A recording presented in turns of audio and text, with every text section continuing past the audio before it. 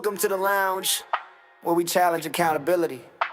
I'm Urban, and we don't do surface talk here. We use emotional intelligence, thought-provoking, mind in motion, truth be stirring, deep emotion, no filters, no faking. This here, thought-provoking. Every beat a question, every bar a lesson. I turn the mic to a mirror, life's a session. Urban in the mix, soul and intellect blend. We ain't just talk truth, we set trends from Dallas to the world. We break that ceiling, no clout, just facts, that's the real feeling. Thought-provoking, mind in motion, truth be stirring, deep emotion, no filters, no faking. This here, thought-provoking. Trap drums drop, but the message don't fade. Every thought sparks like a hand grenade. Faith, pain, love, and drive all collide, that's how minds revive. All collide, that's how minds revive. Thought-provoking, mind in motion, truth be stirring, deep emotion. No filters, no faking. This here, thought-provoking. Mind open wide like a city skyline. Every topic shaped by design. The urban lounge where ideas ignite. Late night thoughts under podcast lights. Every episode of thought design. The urban lounge where iron sharp iron. We build from the ground like truth rewiring. Can't fake what's felt when the mic's ignited. If you listening now, you already invited. Thought-provoking, mind in motion, truth be stirring, deep emotion, no filters, no faking. This here, thought-provoking.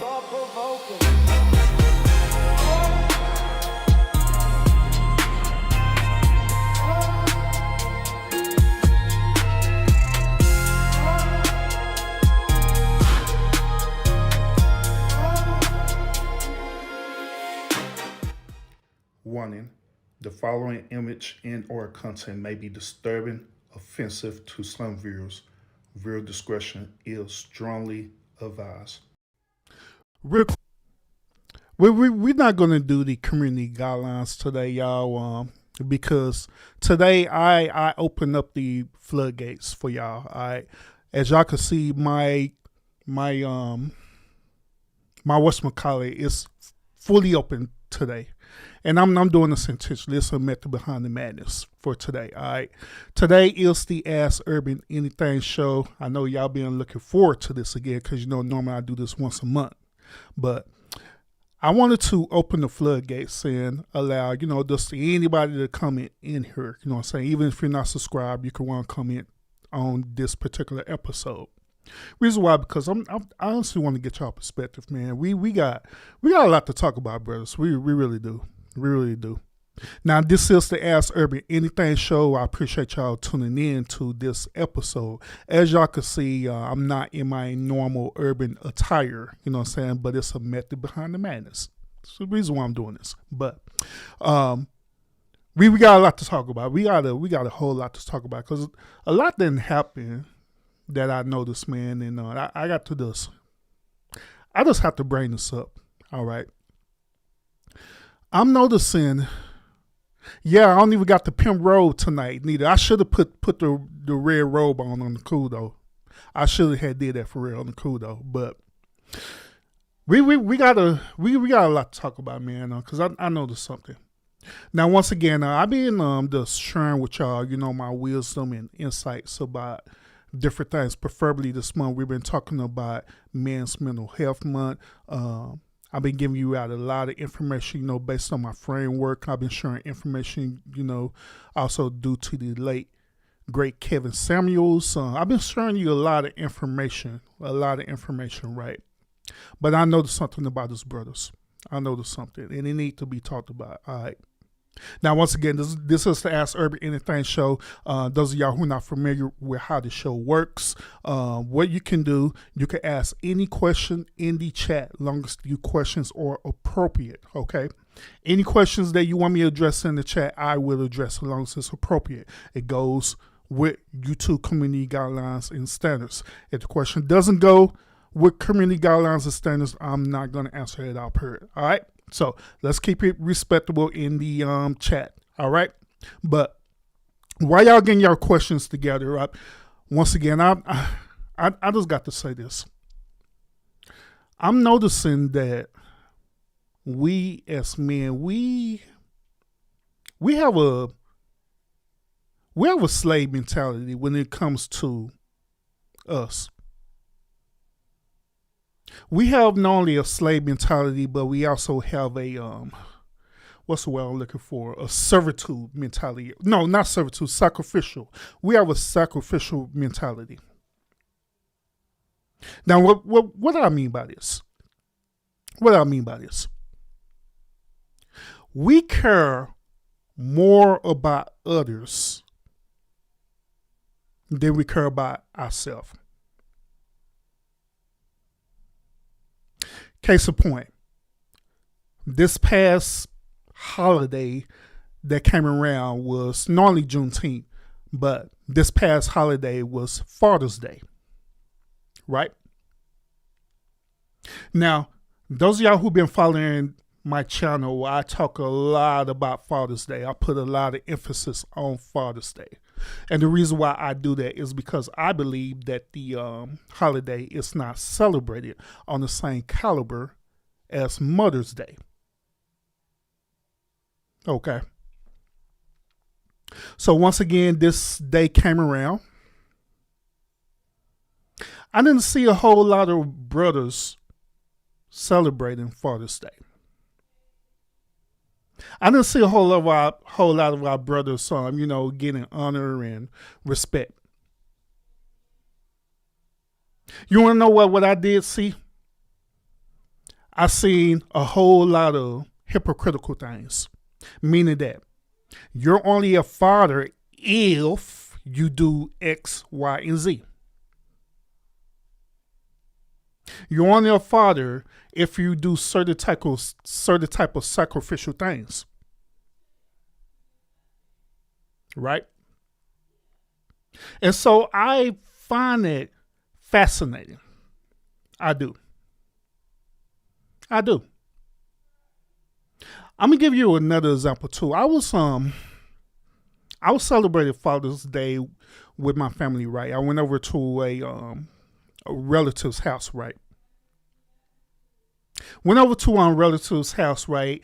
And the women of the household, they had prepared a meal for all the men in the household so they could honor and celebrate Father's Day, right? Which was nothing wrong with that. But here's what was fascinating about this, right? The women in the household, after they got through preparing the meal, which the meal was wonderful, great meal, chef kiss. But this is what was fascinating about this. The women decided to do this. They said, hey, you know what? We want to do something different this year. Instead of us doing the normal thing or what we do, right, where we allow the women to go ahead and get up and they serve the children first, then we serve the men afterwards, right? They decided to do something different. They said, we're going to allow the men to get up and serve themselves first because it is their day. They don't get a lot of days like this, so why not allow them to get up and serve themselves to show them that we honor them and we appreciate them for what they do and who they are. Great ideal. Fascinating ideal. I would encourage every year that women would do that towards men, where just that one particular day, you allow the men to serve themselves. Wonderful ideal. But here's the interesting part about it, and I'm going to share with this to y'all tonight. After when they said that, right, the men was looking at each other. We looked at each other. We looked at the women. We looked at each other again. And instead of honoring that right, guess what we did? We immediately entered into this this servant mentality where we start thinking like, are they serious? Then we end up reverting back to factory settings where we say, you know what, now y'all go ahead and go, women. You go ahead and serve yourself. We'll go last. And so we was looking like that, right? But me in particular, I was looking at, the elder of the men and stuff, right? And I was seeing, what they was going to do and stuff. I looked at them.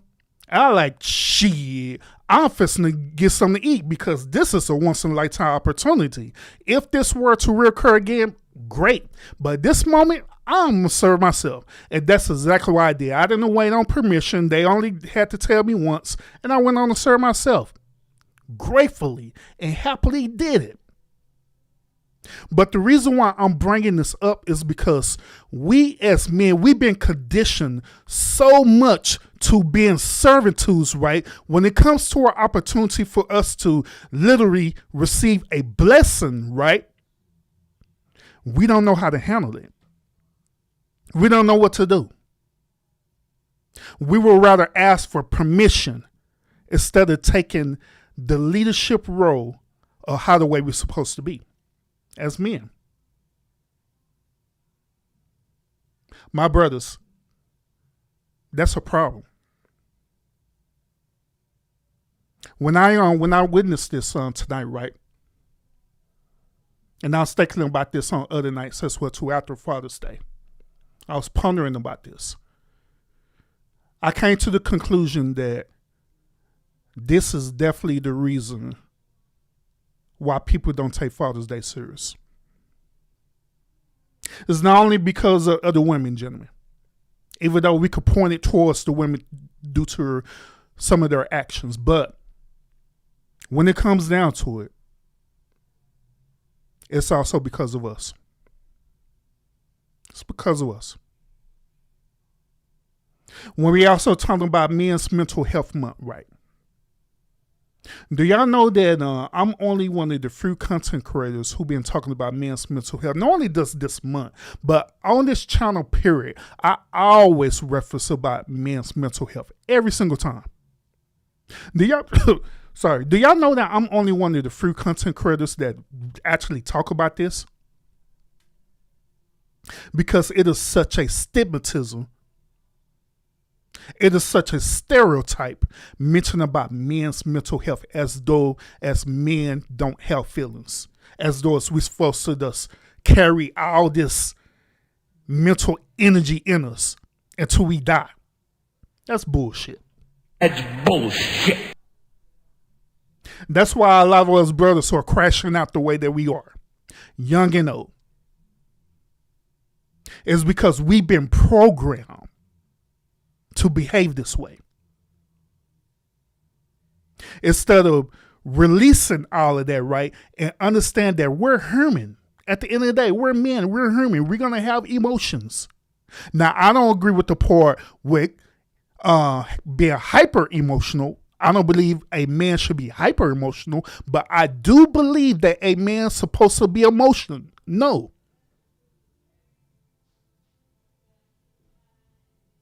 That's a problem. I also learned this too.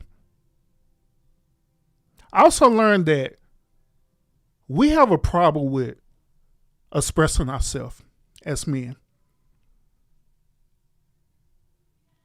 We have a problem with not only expressing ourselves, but we have a problem with setting boundaries. We have a problem with being open and honest and asking. Now, all of this, once again, is tied around to, what I observed about Father's Day. But now, when I think about it even more, this is our behavior period. Throughout years, we're behaving this way. Why is it, let me ask y'all brothers this question. Why is it easier for women to ask us for something, right? But it's difficult for us to ask women something.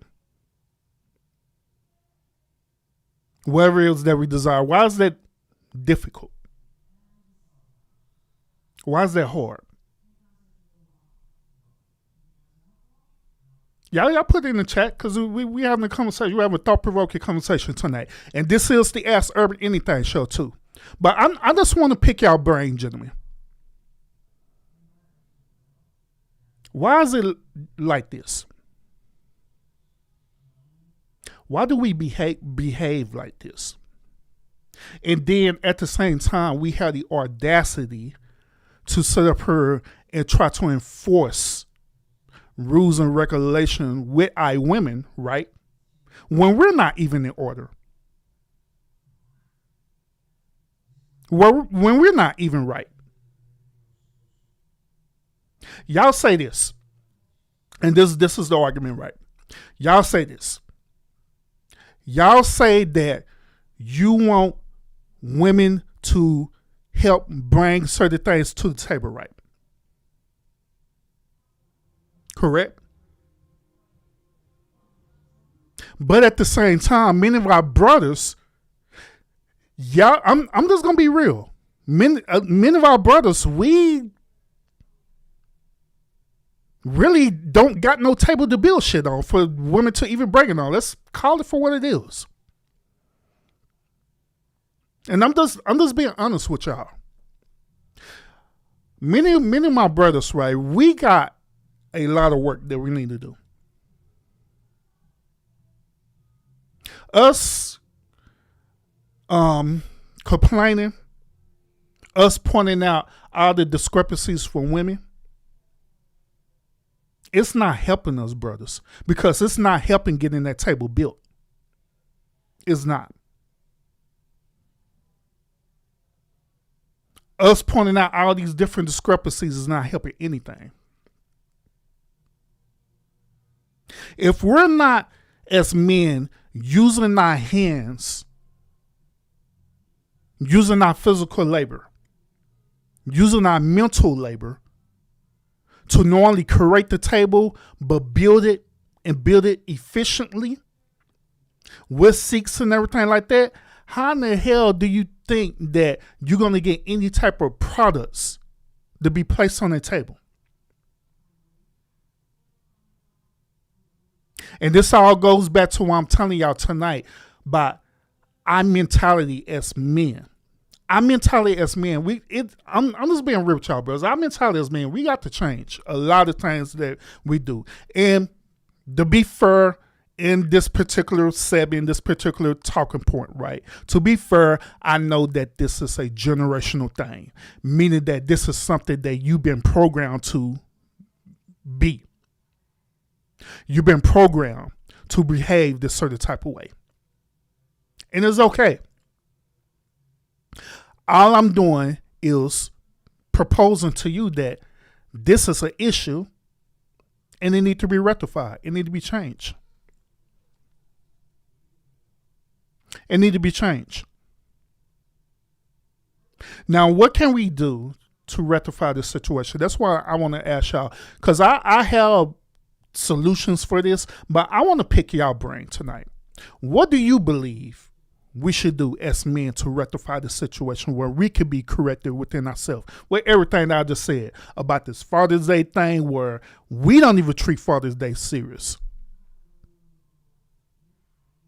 We don't. We don't even want to be honest with you. I'm just being honest with you. We don't even treat men's mental health serious as well too, like how the way we should be doing it. Because you do matter. It is not your duty as a man to crash the hell out and to unalive yourself and unalive other people. That is not your duty as a man. Period. It is not your duty as a man to be hyper stressed out to the point where you start having all these diseases and stuff developing within your body. And then all of a sudden, you have heart failure and all these different other things. Brain aneurysms and all this other stuff as well, too. Health-related problems because you believe that you're supposed to be sacrificial. That is not your duty as a man, gentlemen. So I want to pick y'all brain on this particular thing we're talking about right now. I want to pick y'all brain. Y'all tell me, what do you think we can do as men to rectify the situations where we could really start becoming serious about the things that matter the most? Because, brothers, it is nothing wrong with you doing self-care for yourself. I even would say this. It is nothing wrong with you being selfish for yourself for the right reasons. Not for the wrong reasons, but for the right reasons. It is nothing wrong with you being selfish. Because hell, let's call it for what it is. Women are selfish, right? Whenever women want anything, right, guess what they're going to do? They're going to be selfish as hell and they're going to do it. By any means necessary. So if they are capable of doing that, right, then why in the hell are we not capable of doing that? Why are we sacrificing while they're gaining? Allegedly. Dude, I said this before. Do y'all know that the average lifespan of a man, period, on this planet? Do you know that the average lifespan of a man living on this planet, period, is roughly about 65 years? So a man could live up to about 65 years old. If you are lucky, if you are blessed, you could live way longer than that. Through my research, the last man who lived up to about, I believe, 104 years old, if I'm not mistaken, lived up to about 104 years old. But however, women's lifespan is longer for them. The longest woman who lived on this planet, I believe she was on 114 or 15, somewhere around there. And you want to know the reason why? The reason why, gentlemen, is because what I'm telling you right now. Where we always sacrificial. We always be so sacrificial to the point where we're sacrificing our life. We're sacrificing our health. We're sacrificing our well-being. And then on top of it, we're not opening our mouth and we're not saying anything about it. And we believe that that's the way it should be. When it's not, gentlemen. It's not. Was it supposed to be that way? Let me share this with y'all real quick, because like I said, we got a lot to talk about tonight. Once again, this is the Ask Urban Anything show, all right? But I want to, I'm just curious about this. Like, let me share this with y'all. This really kind of what sparked this whole thing, right? So like, I put on my community wall this, right? And I be doing things intentionally, okay? So I had put my community wall this, all right? So this is the post I put on my community wall, if y'all could see it. I have put this post. The post was simple. All I asked was for us as men to share our success story. Let's celebrate each other because we deserve to be celebrated as men. That's what I say. Father, share your success stories. Let us celebrate each other. Simple. Simple. Guess what ended up happening? As many people who come in on my other posts, right, where I be talking about some straight crazy ass stuff, right, and people and I be getting like over 1,000, 100,000 comments and likes and things like that, right? On this particular post, I only received 102 likes and only 15 comments. So This is what's blowing my mind about this. So you mean to tell me that 102 people liked this particular post and only 15 of my brothers literally have a success story? God damn. That's bullshit. So you mean to tell me that all my brothers, every last one of y'all who come over to the lounge and listen to me, right? Only 15 of y'all have a success story. So that means every last one of y'all don't have a success story. That means that every last one of y'all is literally the stereotype that these modern women is talking about, correct? Or am I saying this wrong? Let's talk about it. Because y'all know the stereotype, right? The modern women say that, men ain't shit. The modern women, especially feminist women, they said that men are out there to steal, kill, and destroy and all kind of stuff. They say that the modern men are lazy, trifling homosexuals. They say that they want men out there right now. You're not career driven. You don't have no type of career, anything. They say that the men out there are deadbeat fathers.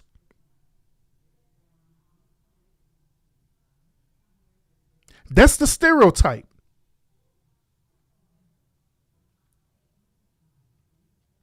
So you mean to tell me that we're literally are behaving within the stereotype that modern women, feminist women, are saying about us? That it's only 15 men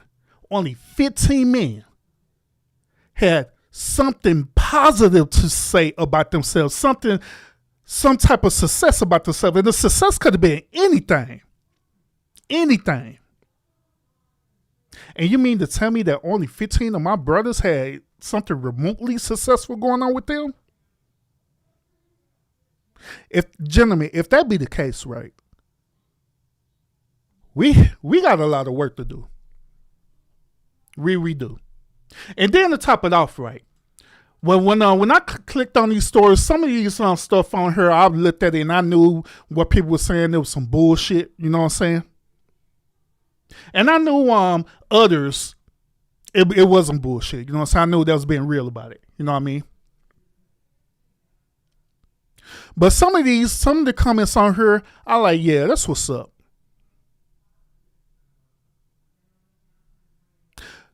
Many of these comments on here, it was talking about, them being fathers to their children, right? Which is nothing wrong with that. But when you look at it right, it's more as though as that they was talking as though as it was a burden for them to be a father, bro. Now keep in mind, we got to hold ourselves accountable. We participated in birthing these children. The moment when we laid with these women and had sex with them unprotected, right? We participated in that. Like I tell y'all all the time, that women, they do control the access of sex. When they give us that access, guess what? They control that. True. But we still participate in it.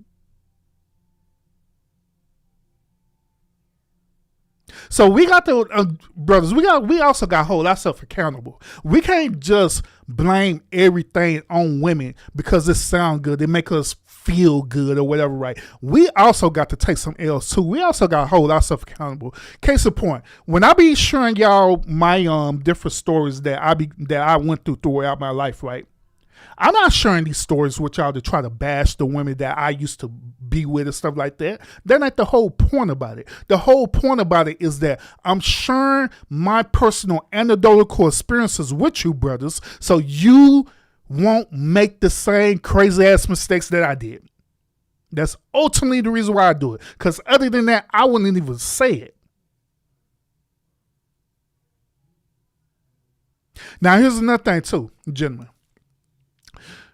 As y'all know, right, I'm not like these grifting red pill dudes out here, right? Where they literally grifting y'all to keep you in red pill rage. I'm not that dude at all, period, because I don't want y'all to be in real pure rage because I know how it feels to be in real pure rage for real. I know how it feels. I've been through it. So I'm not this content creator that's going to sit up and grift y'all and keep hearing this real pure rage bullshit where you literally get to the point where you literally do become misogynistic. No. I'm here to share you my personal anecdotal experience mixed with my professionalism, mixed with my education to help you overcome that so you could be the better version of yourself. That is the reason why the lounge exists.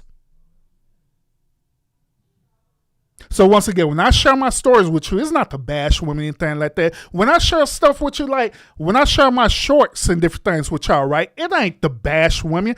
What I'm doing is that I'm sharing with you different stories. I'm letting you hear from people themselves, like content creators, women themselves who literally say these certain things, right? Not so you could hate them and laugh about them and joke about them. It's so you can be aware of what's going on. So you can make a logical decision. So you won't get caught up and get trapped within the same type of entanglement that these women are like out there. That's the reason why I share it. That's the reason why I share y'all different versions of it. I share y'all the super ratchet ones and stuff, right? As we call birds and stuff, right? I share that. I share the ones that y'all call chameleons. I share the ones that you call pick-me's as well too. Purposely. Not so you could come in on there and bash women or anything like that, but so you could learn as brothers. So you know how to navigate. So it can help you get out of this red pill rage mindset, brothers. That's the whole point.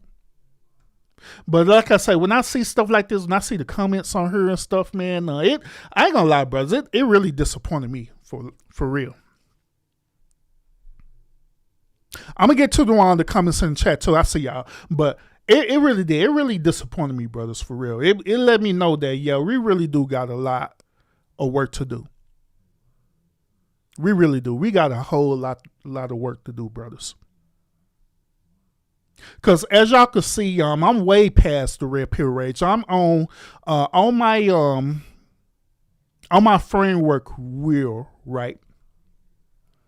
I'm actually past 5 now. I'm to the point where I'm mentoring, I'm teaching, I'm educating, I'm informing y'all about the things that happen out there because I've been out there.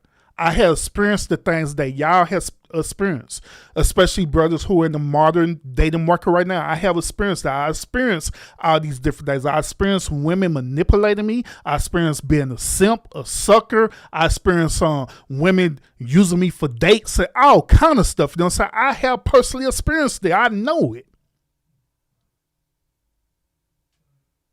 So my experience that I have, I'm using that to educate my brothers, to free my brothers.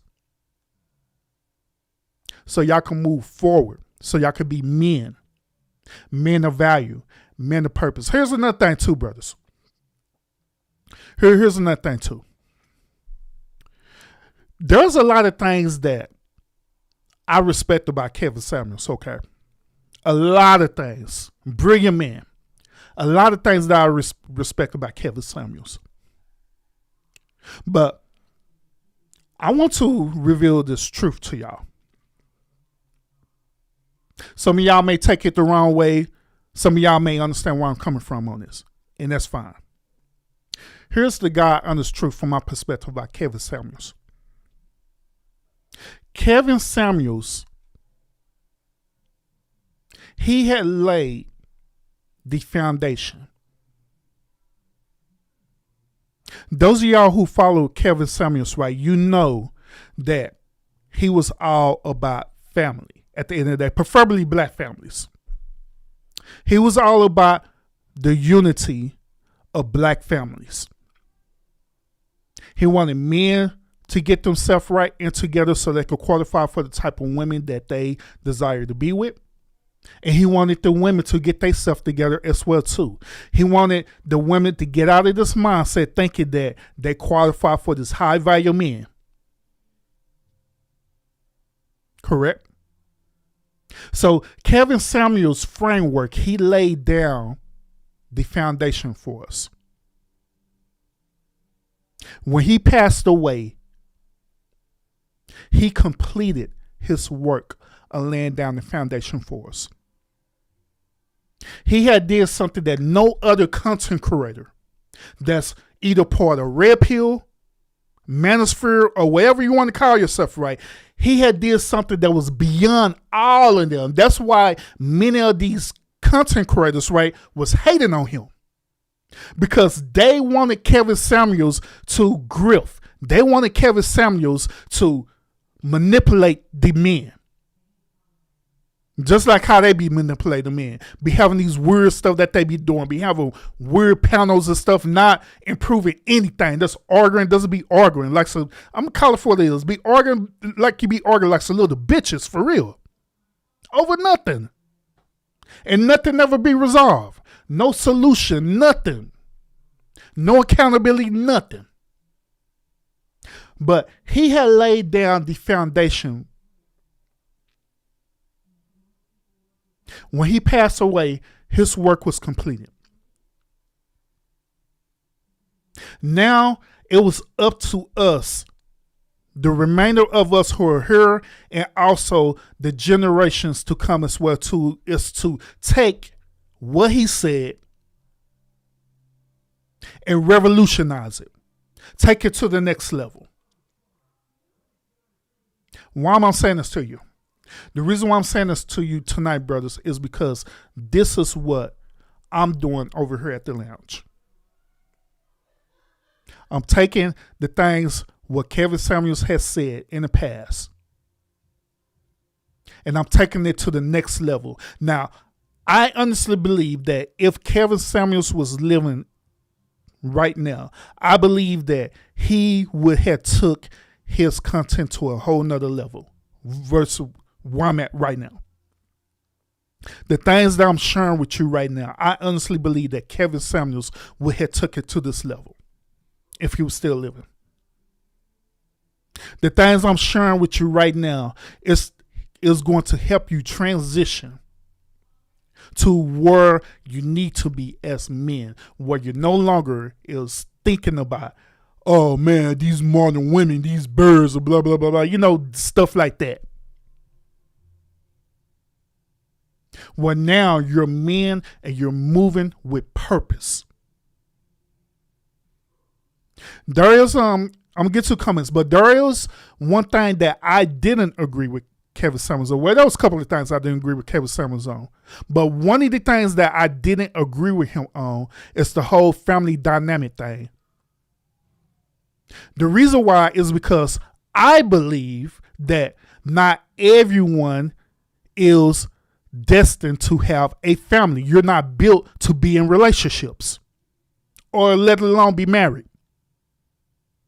I believe that marriage is only reserved for the person who is strong enough, who is wise enough to handle being married, being in a relationship.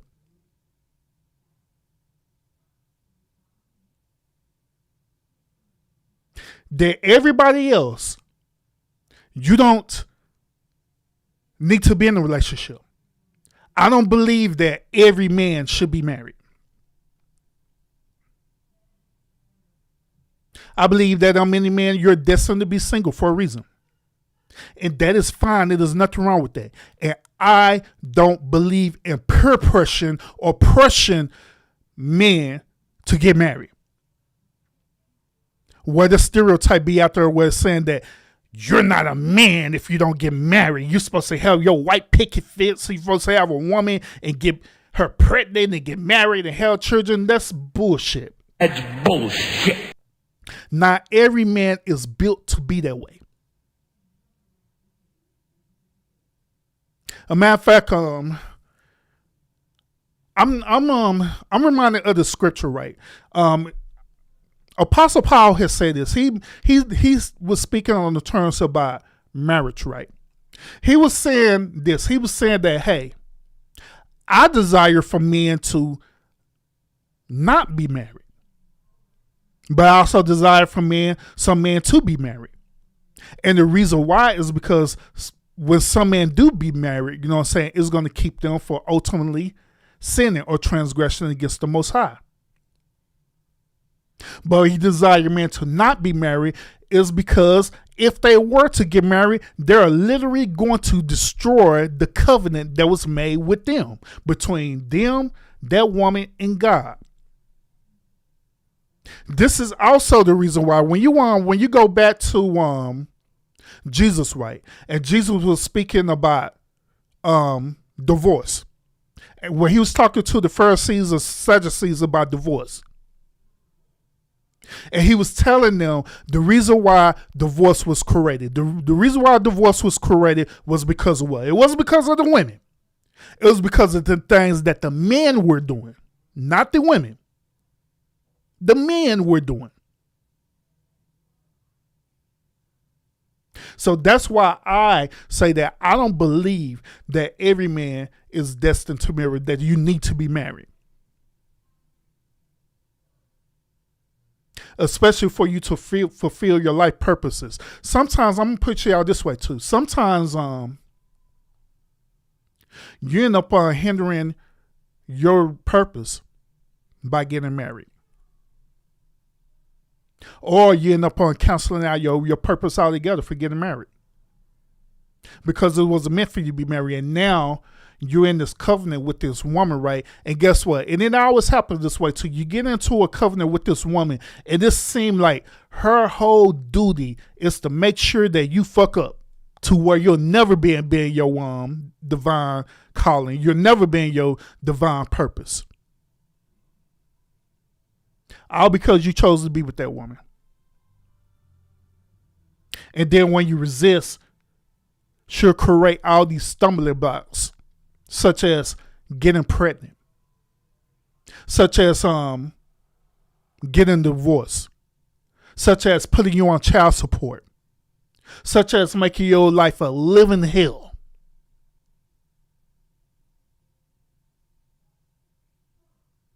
Am I lying about that? Am I telling the truth? So not all men are designed to be married. Some of us are designed to be single, to fulfill our calling, fulfill our purpose. But y'all let me know what you think. Once again, this is the Ask Urban Anything show. Appreciate y'all tuning in. Those of y'all who are coming in, make sure you hit the thumbs up to support the channel. Now, those of y'all who are not familiar with the Ask Urban Anything show, it's simply this. You can ask any question, any chat, as long as it's appropriate, okay? As long as the question is appropriate, I will answer the question, all right? No matter what it is, okay? So that's how it goes. Now, shout out to everybody who's in the building. Make sure you hit the thumbs up to support the channel once again. Real, what's up with it? Salute, brother. I see you in the building. What's up? Salute. Hey, Carl, what's up with it? Carl would say this: our brothers have been brainwashed by society and social media. Facts. I agree. Absolutely, I agree. I agree with that. So let me go on, go back. Oh, Sun Kiss, what's up with it? Sue, welcome back to the lounge as well too. Welcome. I did a live 3 years ago about how Father's Day is watered down in comparison to Mother's Day. Facts. And I would like to see that live too, by the way. I would love to see that live. Matter of fact, shit. I'm search your channel right now. It was at Sunkiss 335. Hold up. Do you got that live posted right now? Sure. I'll search it right now. Hold up. I will definitely search you. Well, what's your handle? Son KISSD 335. Let's see.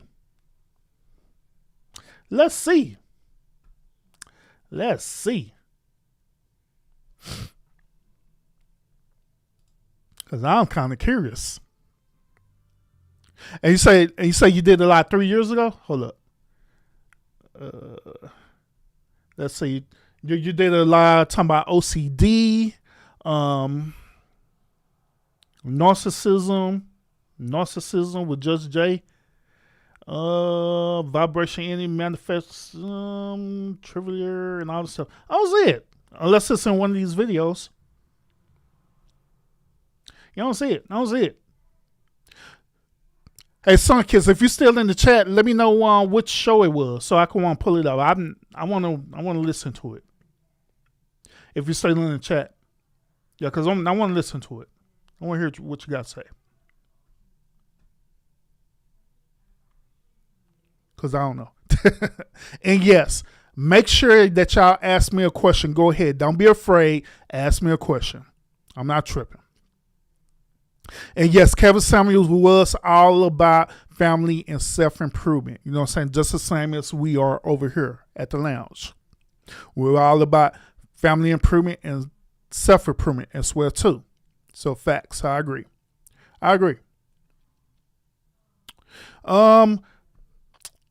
see a comment, so she might had said something and left. So let's go back to here. All right. There's other things I want to address tonight. All right. Not just the first thing, but there are other things that y'all have said in my whatchamacallit that I want to address. One of the things that I want to address is this. I'm gonna scroll down to it. Not this one, not that one. I want to address this one right here. I want to address this right here. This one right here, where it's talking about we need more black men here. So I had put up this post, right? And this post saying we need more black men. Pretty much, we need more black men dealing with the liberal arts field. All right, liberal arts is dealing with teachers and psychologists and licensed professional counselors, social workers, case managers, different things like that, right? And so I had provided to y'all the stats on this, said that me and my executive producer, Lionel, had researched for y'all. All right. So we got the stats right here. We got the numbers right here. Okay. What was interesting about this post is that a lot of people disagree with this. Preferably the men had disagreed with this. They believe that it's more efficient for the men to be either white collar or blue collar workers. They believe that it's more efficient for men to be electricians and be plumbers and different things like that. Now, don't get me wrong. I'm not knocking the trade field at all. I'm not knocking blue collar or anything like that because I believe that it's needed. I do. I believe that it's needed. But we are living in a modern generation too. What do I mean by this, gentlemen?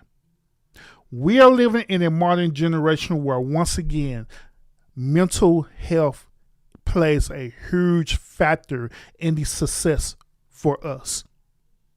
So regardless of you being a white collar or blue collar worker, right? If we don't have these particular components, which is teachers and psychologists and social workers, case managers, right? If we don't have this actual representation, do you know that even the trade fields will fail? Y'all do understand that, right? Because we're not in the old days anymore.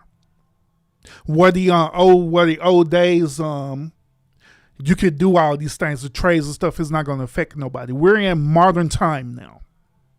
We're in modern time where we are now advancing technology and all these other different things as well too. So these particular fields are very, very vital. They're very, very important. But Here's the interesting part that I want to share with y'all. And I see the question in the chat. I'll get to it in a minute. Dan was so with a salute. Here's the interesting part.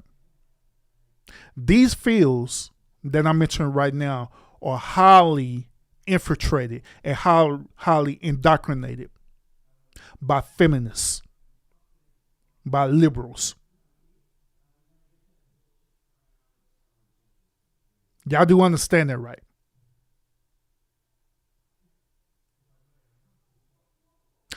Just about 85 to 90% of these fields listed right is with women. Not because women rather sit at a desk and different things like that, but due to how the way these laws are in this land. It's been infiltrated. Now, all this is going to make sense, okay? Let's say in this scenario, you have somebody who's a social worker, right? And she's a woman. And she believes in modern day feminist ideology, right? She's strongly, heavily been indoctrinated into the fourth and fifth wave of the feminist movement. She has been indoctrinated. She's been educated on that. And here comes another woman who has mental issues. Here comes a man who have mental issues. Hell, here come my children who have mental issues. What do you think information that she's going to teach them? What do you think information she's going to want to share with them? She's going to share with them the modern day feminist fourth and fifth wave movement ideology and indoctrinate.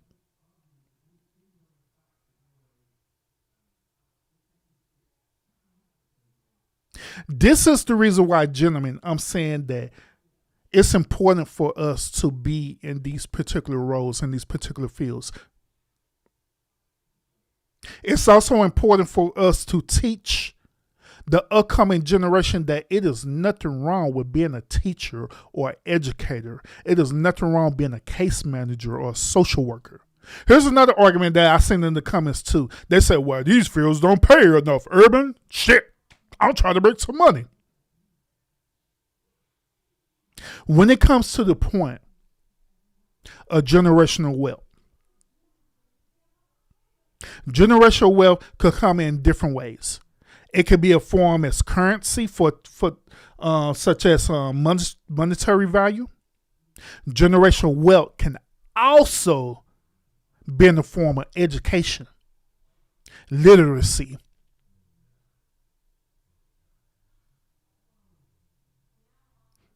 Where you literally teaching a generation.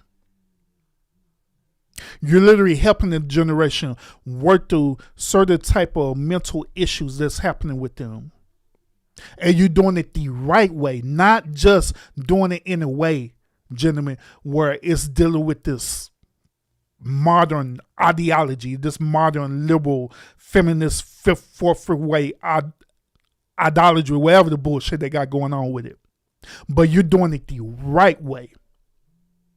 Imagine you passing on that type of wealth. That type of wealth would be way more valuable versus currency, versus monetary. Would y'all agree? I think so. Let me get to the questions real quick. Once again, shout out to everybody who's tuning in right now. This is the Ask Urban Anything show. This is the show where I am interactive with y'all, where whatever questions you ask, I will address it. Okay? I will address it as long as it's appropriate. If it's inappropriate, I'm not going to address it at all, period. All right. So Dan asked this question. He said only one question, drums or flats. Do I prefer drums or flats? I actually like flats, man. I am more of a flat man myself. You know what I'm saying? I enjoy flats way more. I do. What about you? You enjoy drums or flats? If you're talking about chicken or pigeons or whatever the hell you're talking about, I prefer flats. All right. I prefer that. Joe, what's up with it, bro? Joe say this, hey, I'm a teacher and I make very good money. Man, shout out to you on that, man. And also shout out to you for being an educator too. Because once again, we need a lot more male educators in the field. We do. We really do. And Joe, you also know the reason why you make a lot of money, right? The reason why you make a lot of money is because I'm telling you, you are the minority in this field. So by you being a minority in this field, guess what? They're going to try to make sure that they take care of you. They're going to try to make sure that you make more than enough money. So you won't end up leaving because of money.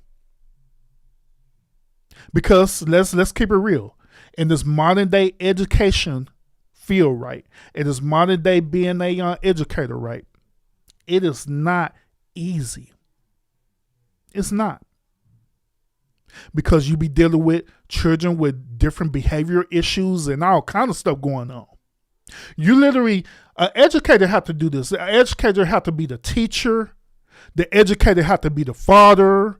The educator got to be the mother. The educator got to be the disciplinary person as well too. And on top of that, the educator got to educate the parents too. Deal with the parents' bullshit. So they are dealing with a lot. And to top it off, right, depending on what state you at, right, you have to deal with the educational system within the state itself, meaning politics behind that. Because there are certain type of political things happening within the education system that goes against educators, instructors, where educators and instructors, they want to do things a certain type of way, but they want you to follow this certain type of curriculum. Am I lying? So they're dealing with a whole lot. So yeah, Joe, you are there. I'm glad that they paying you. I am so glad that they paying you a lot, because you deserve that. But that goes back to my argument about this, that we need more male educators in these fields. We need more male teachers, psychologists. We need more male social workers. We need more male case managers. We do.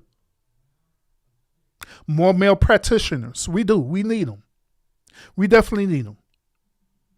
Because, gentlemen, it is something about when we're in a place as men, right? It is something about a man who know who he is and he know how to lead effectively, especially in the field that he's in. It is something about that make it so powerful. So the other gentleman who's kind of talking down on this, talking about, no, we need trade and shit. All right. Keep talking down on it, bro. Keep talking down on it. Mac, what's up with it? Salute. D-Shaw, what's up? Salute. Welcome. Let's see. A lot of people don't understand that trades are going away. Also, a lot of them are going to automation and gearing up to shift that way. That is also facts, Lionel. That is facts. What he's talking about is this. When he's talking about automation, he's talking about the age of AI. There are many warehouse facilities right now, such as Amazon. Prime example. They are now operating using AI equipment. By them operating using AI equipment, right, guess what? They're reducing the workload for humans to be there. Pretty soon, they're going to start using AI to become plumbers, electricians, havoc workers. So when that situation start happening, right, guess what? It's start going to slowly but steady become obsolete. And here's another thing too, I want y'all to consider. By this situation happening, right, the ones who are a part of this trade, right, you may be a journeyman right now, right? Guess what's going to happen? If they start incorporating AI or artificial intelligence into this, right, guess what? these men who've been journeymen for like 20 years or longer, or maybe longer than that, guess what? They're going to have to re-educate themselves all over again, meaning that they're going to have to learn about informational technology. If they're not willing to adapt to that, guess what? They're going to become obsolete, because at this point, they're going to be having these journeymen training these type of AI robots to do these certain things, to do this certain type of skills. And if you're incapable of doing that, guess what? You're going to end up being laid off. You're not going to get as much business as you used to as being a journeyman.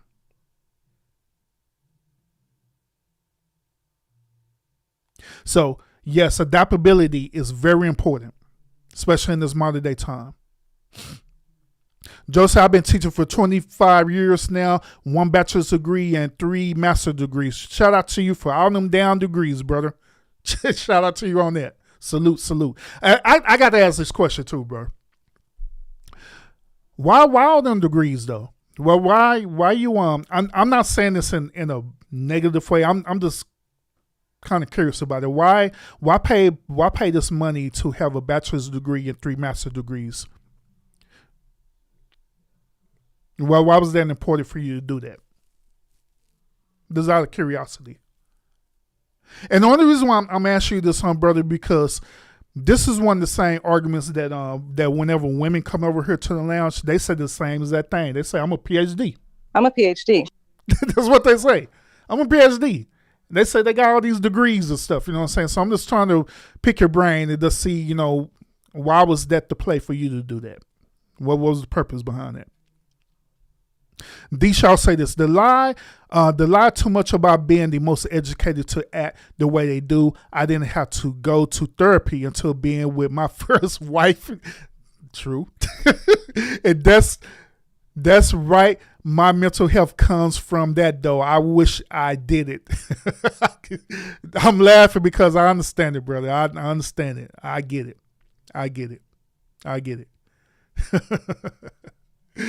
Joe follow up and say this: political policies around education, not the actual education. Yes, I agree. That's the point that I was making earlier. I agree with you on that one. I don't care if he's getting paid. I care if he's doing his job and making a difference in these kids' life. Facts, absolutely. We need more men in the educational field. Real talk, facts, absolutely. D. Shaw said this: I worked there, and let me say, they just built that AI warehouse near me, so no lies. And the only jobs they have is delivery until AI starts doing the driving. That's facts. Because at this point, brother, son, we have to start learning adaptabilities.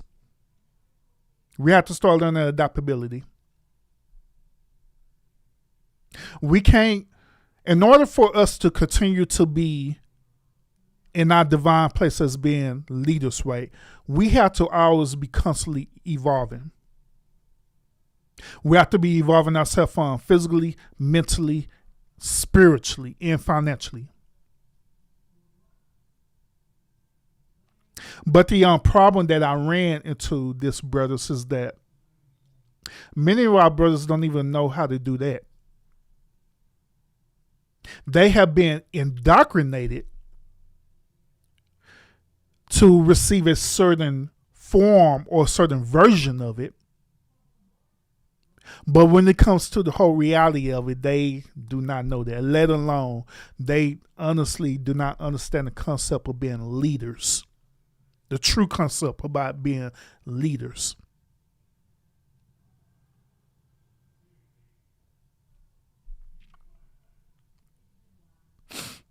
Y'all keep the questions going. Once again, this is the Ask Urban Anything show. Appreciate y'all tuning in. Those of y'all who are tuning in right now, make sure you hit the thumbs up to support the channel. All right. So, couple of people are asking me questions and stuff. I appreciate that, but I'm also addressing these posts that I have posted up here. All right. So we got some more posts that we're going to address tonight. All right. That I want to share with y'all. I'm kind of curious. I want to pick y'all brain on them. I want to figure out the reason why y'all say the stuff that y'all said over here. All right. So we got another post I want to address. Which one of these? Okay, this one right here. This next post right here. Let's talk about it, brothers. Now, a lot of people had come in on this post. All right, as you can see, it's almost 1,000 something likes on her and 650 comments on this post. All right. So here's the post that I post on here. I post on here, men should by law marry the woman they impregnate. Now, do y'all agree or disagree with this? Oh, go ahead and ask your question, bro. But do y'all agree or disagree with this? Men should by law marry the woman they impregnate. Y'all let me know what y'all think about this. And I'm going to give you my perspective on this as well, too. Because my perspective on this is that I believe that I'm kind of straddling the fence on this one. I really am. Because I believe that shouldn't be true. And the reason why is because I'm thinking about, I'm kind of being biased. And the reason why I'm being biased is because of my personal anecdotal experiences. Okay. I believe that it shouldn't be like that. Is because we all have had situations where we had a one and done thing, right? We had a one and done thing, but it just didn't work out the way that it planned. It ended up becoming the oopsie, right? We all have had that situation where, shorty did her thing and stuff, right? She was looking good that night and you probably had a one night stand or whatever case may be that happened that way, right? And it does happen. We could argue and say this. We could argue and say that, yeah, we was being irresponsible. Yes. But should that constitute you marrying that person though? Should that constitute you being with that person for the rest of your life? Because keep in mind, check this out, gentlemen. Keep in mind, you're already locked in with this woman because you got her pregnant. You're already locked in with her. You're already locked in with her for the rest of your life. And this is the reason why I'm kind of straddling the fence on this, is because you are already locked in with her due to the child.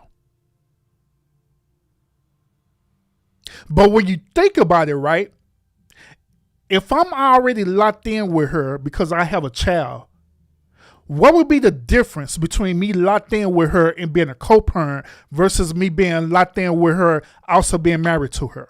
What would be the difference in it? Because when you think about it logically, right, gentlemen, it's literally that y'all married, but you're not. The only difference is that y'all not cohabitating with each other. That's the only difference, that you're not cohabitating with each other and you're not legally, in a sense, locked in. But what if the law changed and where you had to be legally locked in?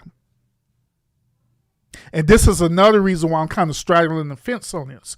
Because even if you be legally locked in with this woman, right, guess what's going to happen? The divorce rates is drastically going to increase, because now the one pendulum is going to switch. Instead of it being women who are up to about 85 to 90% during the divorce, guess what? The pendulum is going to switch and it's going to be the men who are doing it, because they don't want to be locked into this woman.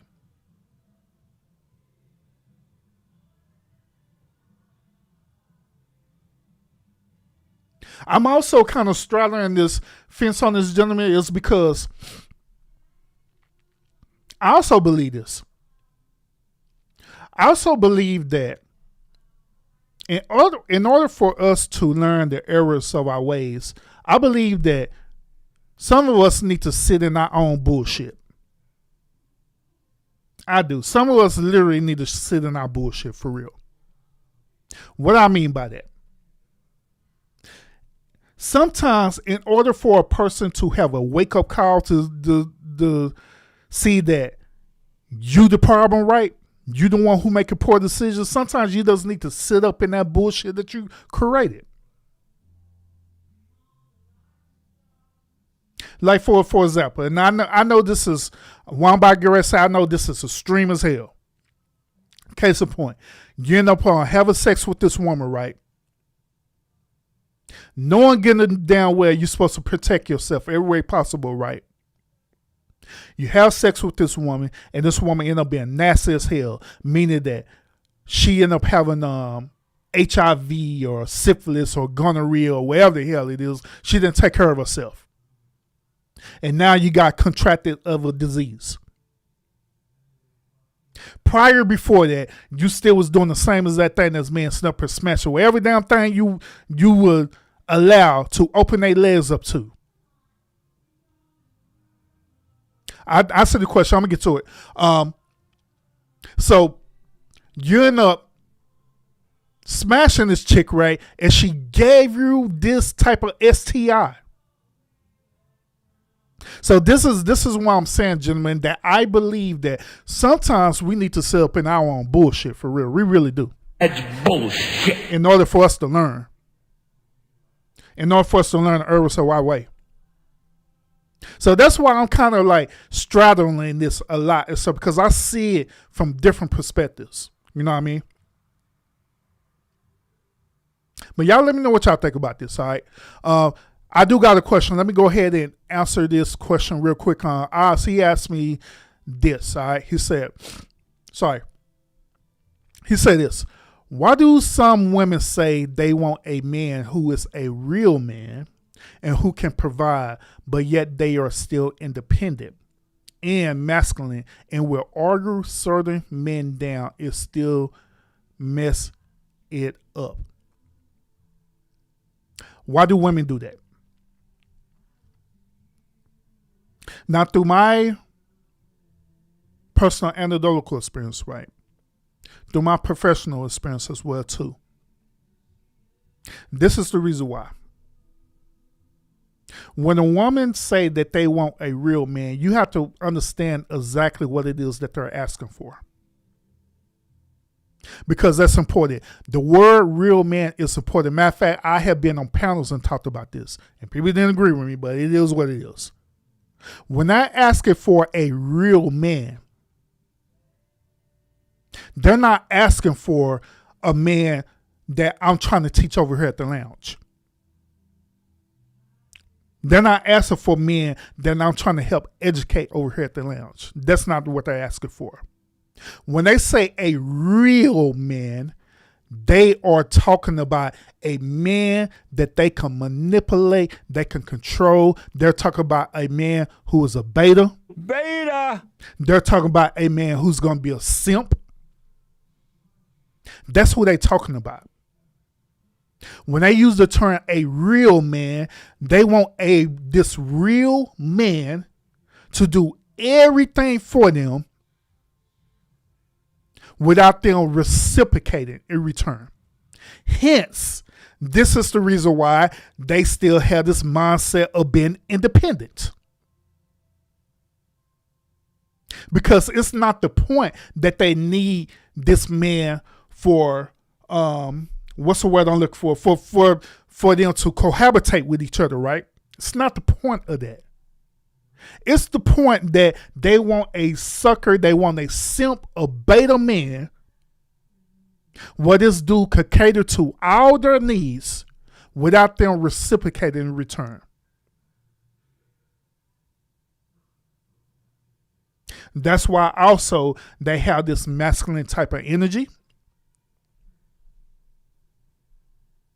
That's why when they deal with these certain type of men, right?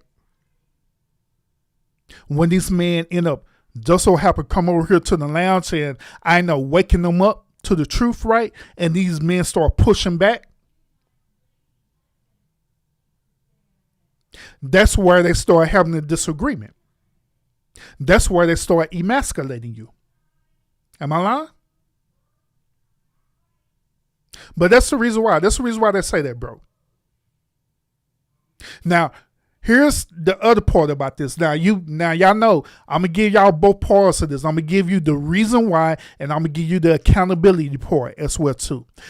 Here's the accountability part. Where we fuck up at as men is this.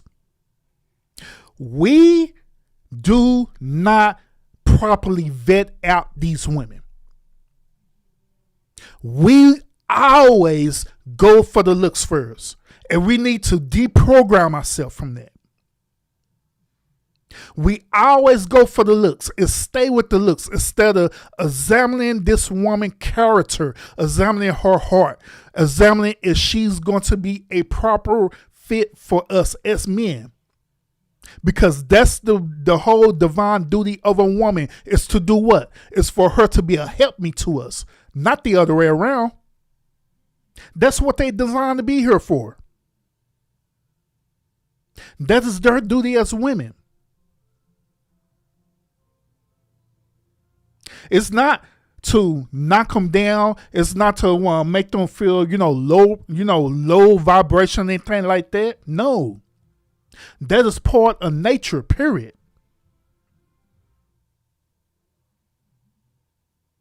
But we do a horrible job in vetting out these women. I'm going to put it out this way, brothers. The Bible say this. The Bible says this. It says, he who finds a wife finds a good thing, right? And not only he finds a good thing, but he gains perfect will and favor from God. Why is that so? The reason why that is so is because when you're finding that actual woman, it is as though as you looking in a diamond in the rough. Literally.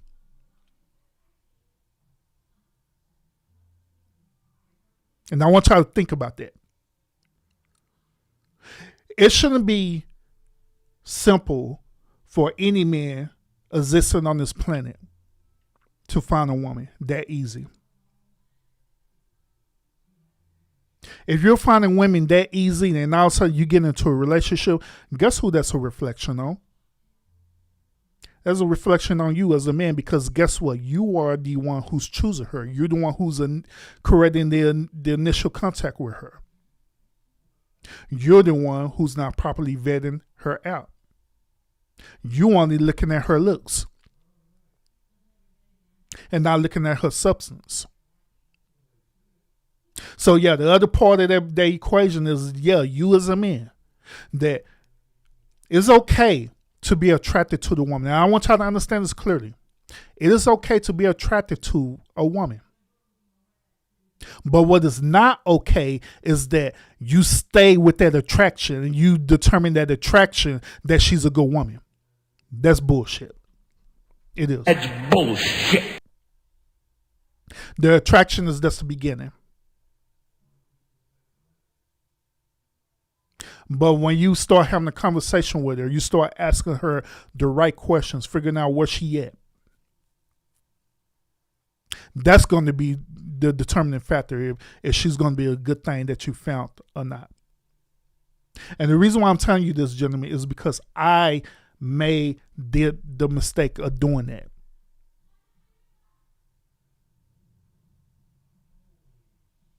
I made the mistake of doing that, gentlemen.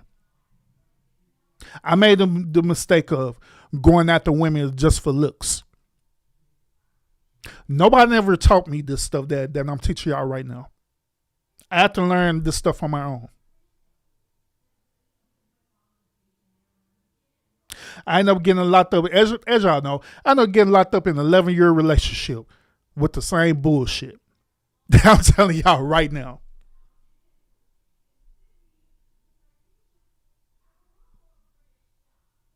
And so I don't want y'all to be caught up, man. I don't. I want y'all to use emotional intelligence. I want y'all to vet properly. Learn how to vet. A matter of fact, I'm getting ready to do a live talking about this. And I have forgot about it. Many of y'all been asking about this, right? And I'm going to do it. I'm going to do a live, and I'm going to do a full live teaching, educating us as brothers how to properly vet out a woman.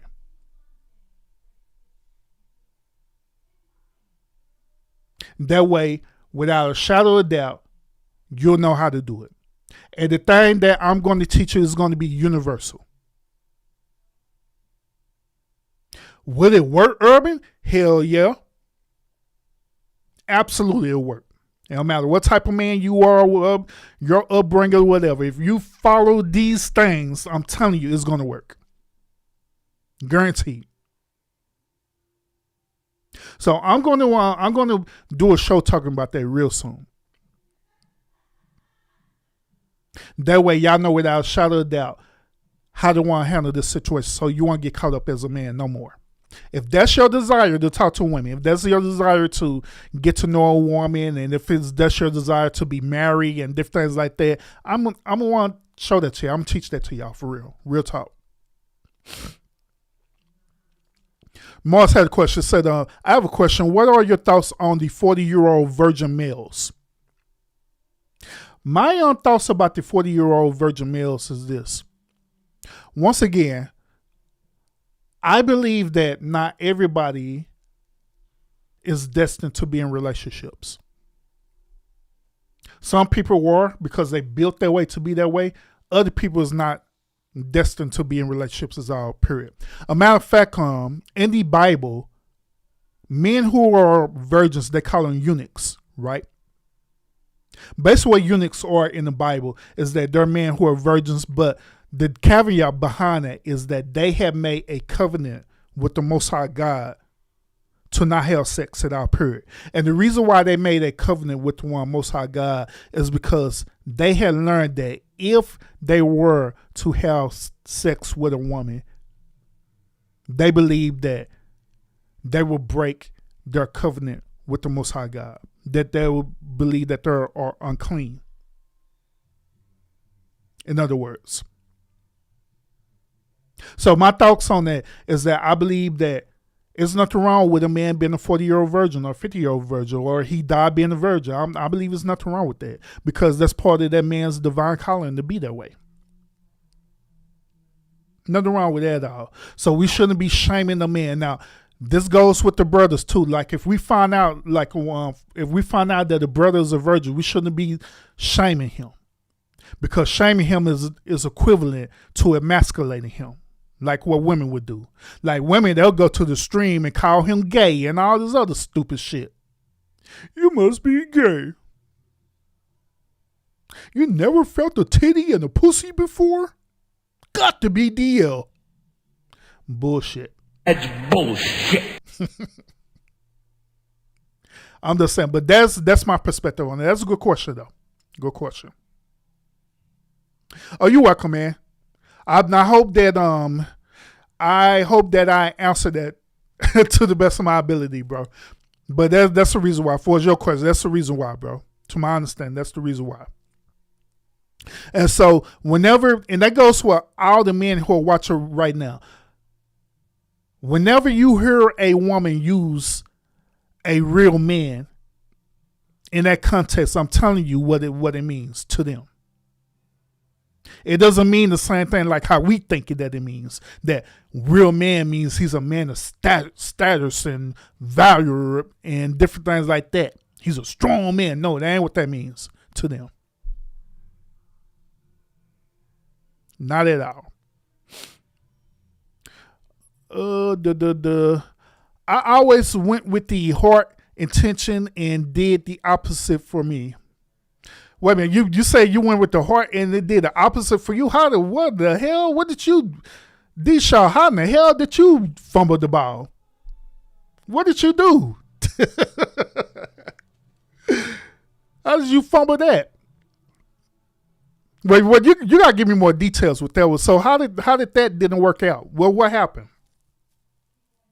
Explain to me, in this particular situation that you talked about, explain to me what happened in the initial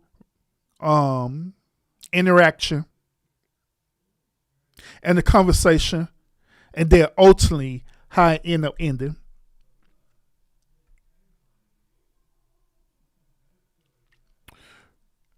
He about to have us in the loveless marriage. You know, good and damn well. I ain't trying to have y'all in no lovers ass marriage. Once again, Shawan, I prefer for y'all to not be married, to be honest with you. If it's not for you to be married, then don't get married, bro. Don't get married. Don't even be pressured to get married at all, period. Don't do it. Because once again, you have to be I believe you have to be built for marriage on the cool though. If you're not built that way to be married or be in a relationship, don't do it. Just don't do it, bro. It's gonna save you a lot of headache and trouble for real. Why we always saying they don't like a old dog can't learn a new trick? You're prospering them for making it to 40 and not tripping over their vagina. True. True. Thanks for answering my question, Urban. You're welcome. Give him a fist bump. He has discipline. All right, so D-Show, he said not looks. All right, so man, yeah, explain this situation. How did that happen? Explain that to me. Now, you know what? I could just drop the link shoot, and let you explain it to me. Yeah, you can either type it in the chat, or if you want to, I can want to drop the link and you come up here real quick and explain it to me, bro. Because I'm kind of curious about what happened in that interaction. I got a idea, but I just want to hear it from you to make sure I'm not just guessing. Oh, the vetting for sure, you guess. So let me ask you this question. In that situation, how far did you go in the vetting process? Meaning that, did you ask the right questions when you was vetting her, or did you ask the bullshit questions when you vetting her? Like, the bullshit questions is this: what do you like to do for fun? What do you like to eat? What places you like to go? Do you work? Did you go to school? All of these are what I call bullshit questions. Because when you ask these questions, of course, any and everybody is going to give you the same damn answer. Some people will even manipulate it. Like, for example, what you like to do for fun. You say, hey, I like going bowling. Guess what that person's going to say? Me too. But be lying like ain't nothing. Knowing good and damn well they don't like going bowling. What do you like to eat? Man, I love crabs and lobster. Me too. Knowing good and damn well they're allergic to seafood.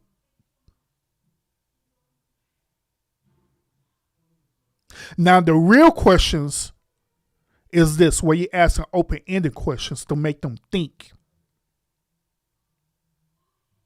Where you ask them about their family upbringing. Like, how's your family upbringing? You know what I'm saying? Is your parents together? Your mother and father together? Okay. Do you believe in, the nuclear family household?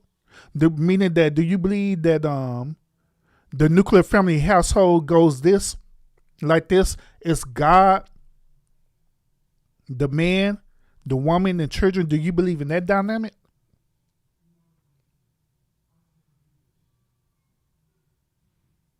What's your one take on this 50-50 thing? Do you believe that the man should bring 100% into the relationship while you bring 50% into the relationship, or vice versa? What's your thought process on that?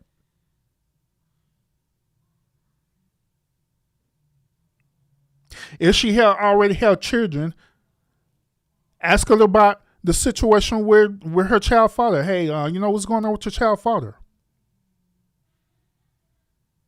Do y'all have a healthy relationship with each other?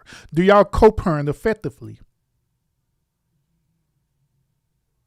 I'm gonna give y'all this one for free, brothers.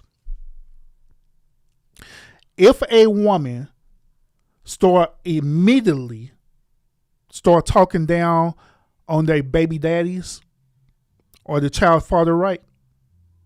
That is an automatic red flag. That is an automatic red flag.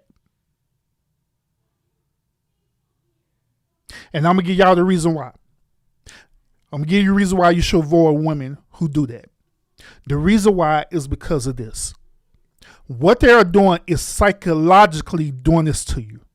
They are comparing you to the child's father, meaning that it was certain things that he didn't fulfill, but she wants you to do it. So she's comparing you to this dude so you could ultimately become the dude that she always wanted out of him. That is the God honest truth. So for example, if she sit up here veered off and just say that, oh my God, my baby daddy dick is small. He had a small penis, but yet still he got your ass pregnant, but he didn't know how to stroke right. The reason why she's telling you that, gentlemen, is not because she's putting the dude down. It's because she's comparing you to that dude. She wants you to be better than that dude. Or in reality, she wants you to be the better version of that dude. That's the God honest truth. It's almost as though as that she wants to have her cake and eat it too. So that's why I tell y'all that if that situation happened, they immediately start talking down they on the children's father and different things like that. Run for the hills. You do not need to be with that woman unless you're just trying to smash her. But for us to be in a step crash dummy and different things like that, bro, don't do it. Don't do it. Because that's where it starts at. That manipulation starts very subtle. It starts as subtle as that.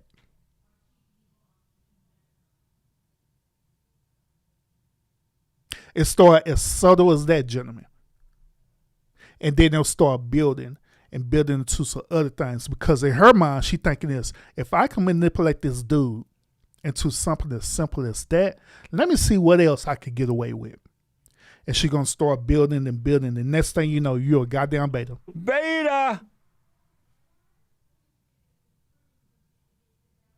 So, gentlemen, don't fall for it. I'm telling y'all, through experience, don't fall for it.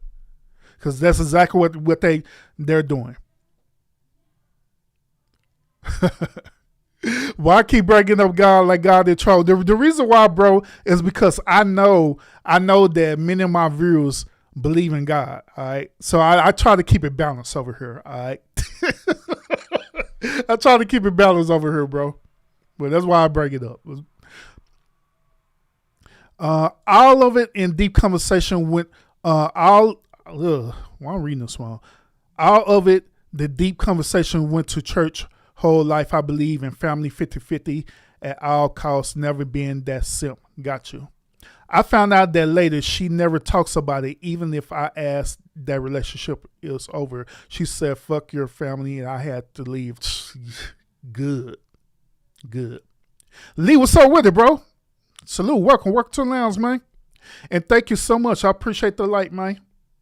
Appreciate that. I'll be 60 in October. I am a child of a late 60, by the way. Took that government money instead of the fathers in the home, breeding y'all in game over. I don't know shit. But shout out to you, bro. Shout out. Welcome. Once again, this is the Ask Urban Anything show. This is the show where I be interactive with y'all. Whatever questions you want to put into the chat, I will address it as long as the questions are appropriate. All right. So if the questions ain't appropriate, then I'm not going to answer it out, period. All right. But any questions you want to throw out there, I will address it to you. All right. So I actually, to be honest with you, Jimmy, I actually enjoy doing these shows all the time because I could be interactive with y'all. Well, we can just chill and have a conversation, versus me doing my normal shows. But I appreciate that. I appreciate these type of shows. You know what I'm saying? Let's see. Now I addressed this earlier about the should a man by law marry the woman? And I gave y'all my perspective on this. Now, I didn't see a whole lot of people give your perspective on this, all right? So if you haven't give your perspective on this particular post that I put up there, go ahead and drop it in the chat right now because I'm curious to see how y'all feel about this, all right?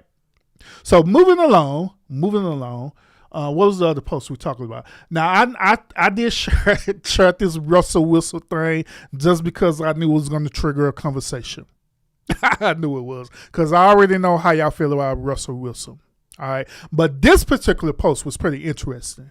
This post said this. It said Russell Wilson calls raising Future Jr. as his own the greatest love. To be able to raise a son as if he's your own blood is the greatest gift. I'm dying to hear y'all perspective on this, but on this post, I almost got 1,000 likes on this, right, and got over 500 comments on here. So I'm not going to even click on these comments because people are still commenting on this post right now. Oh, by the way, do y'all know that there are posts that I had posted almost like a month ago and people are still commenting on there and still arguing back and forth on her? Because I'll be getting an alert all day, every day. I'm like, dang, I posted this thing a month ago. And y'all still talking about this? But it's all good, though. It's all good. That's what it's designed to do. It's designed to be that way, all right? So how y'all feel about Russell Wilson and what he said about Future Jr.? Y'all let me know in the chat. Now, I'm going to give y'all my perspective on this. I believe that this is very, very, very, very disrespectful. The reason why is because this dude have other children. He have literally blood children. So you mean to tell me that Future Jr. comes before his own blood? You mean to tell me that Future Jr. is the greatest gift out of all his children that he have? Nope. That's bullshit. To me, that's disrespectful as hell. That's like me saying as a father, right? I'm in the room with my stepson and I'm in the room with my actual son, right? That's me looking at my stepson and telling him the same exact thing. Hey man, do you know you're the greatest gift? You're the best thing that ever happened to me. You're the greatest gift. And I treat you like you're my own blood. Now my stepson will receive that like, oh man, he'll receive it as something great and exciting. But guess what the son is going to do? The son is going to feel some type of way because, whoa, Dad, hold up now. I've been with you from the beginning. You have seen me born in everything, Dad. So you mean to tell me that out of everything that we've been through, that he's greater? Shit. That's bullshit.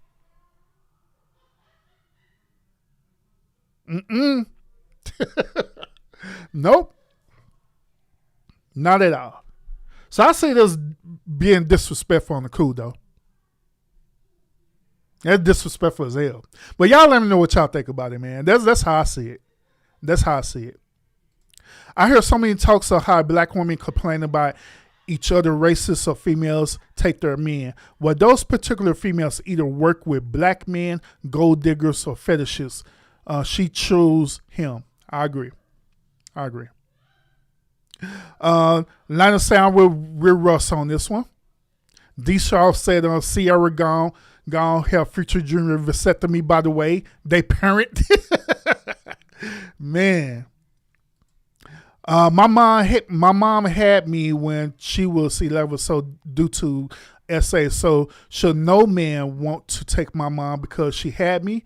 A man that steps up to father me would being a blessing. It should make a dude proud. But now that's not the context behind it. I understand where you're coming from, but that's not the context behind it. Russell Wilson said that Future Jr. is his greatest gift. Meaning that out of all of his seeds that he got after, this is the best one. He didn't use the language of saying that this is a gift. They're simply saying it's a gift. Or use the language saying that he's honored to be in that position to do it. No, he literally used an adjective saying that he's the greatest gift. Meaning that he's better than every last one of the other children. That's what he's saying.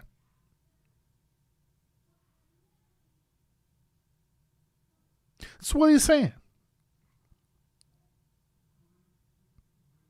So no, I don't agree with that one. I think it's disrespectful. I really do. D-Shaw said agree, disrespectful. I got what he's saying. I would be the greatest gift. A lot of trouble. It is disrespectful. Russell is a simp for that remark. And I don't get this man. I don't get why Russell Wilson believed that he had to work extra hard for Sierra like he's doing. But only a simp would do stuff like that. Where they believe they have to do all this extra hard stuff just to satisfy and please this woman. Now keep in mind, gentlemen, once again, we're still talking about men's mental health. And I already told y'all earlier that we do matter. And I also told y'all earlier that there are men out there that honestly believe that they should be sacrificial no matter what. No matter what. Case in point, Russell.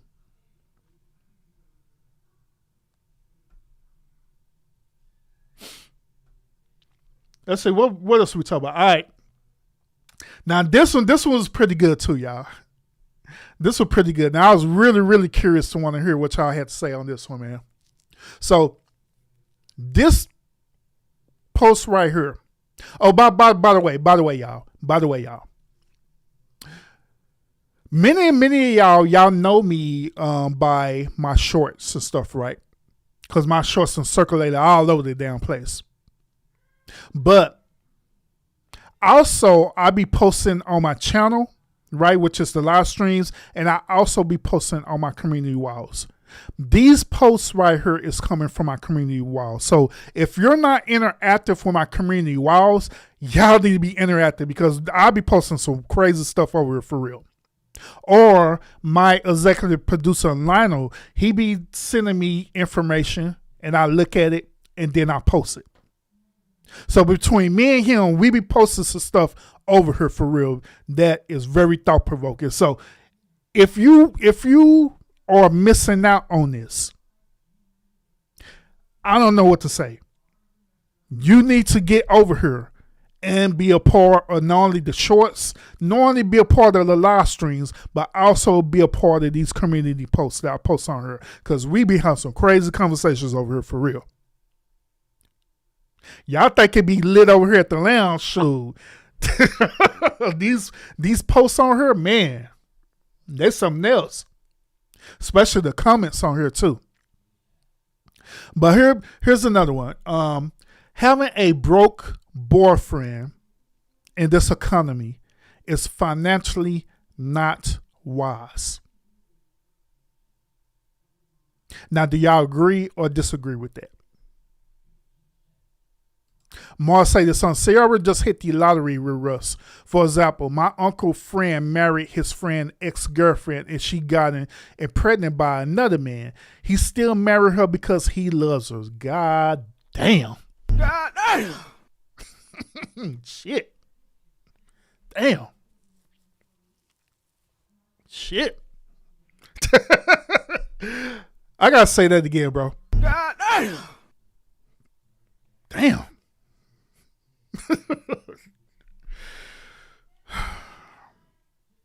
Mars, how did that situation turn out, by the way? Are they still married right now?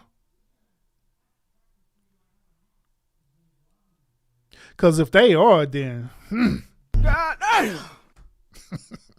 Damn. D, what's up with it, bro? D said this. He said that Russ had to wait for his queen to have her fun before he can marry her. It's never fun being number two. And what's good, bro? What's up with you, man? She belongs to the streets.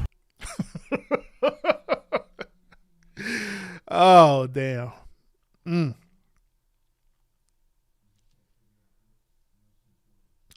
My comment is in the actual post. Oh, man. All right. So D shall say this. Interesting because women always asking for money. So are they both broke even though I kind of agree? Interesting.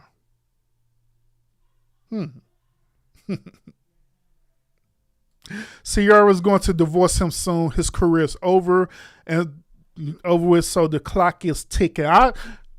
You know, D, I don't wish for the worst on our brothers, but that goes back to what I was saying earlier at the same time that sometimes we need to be up in our own bullshit, right? We need to be up in our own bullshit. That's bullshit. We really do, so we can learn. I don't wish that would happen to Russ, but at the same time, when that do happen to him, it's going to be that we told you so, bro. We told you about Sierra. Because, I mean, what is he doing? I mean, since his football career is over, what's left for him to do other than be a sports commentator? When he become a sports commentator, right, he's not going to be making as much money as he used to. So now all he got left is being a sports commentator. All he had left is some of his endorsement deals that he's still a part of, like with Adidas or whatever, right? And that's it.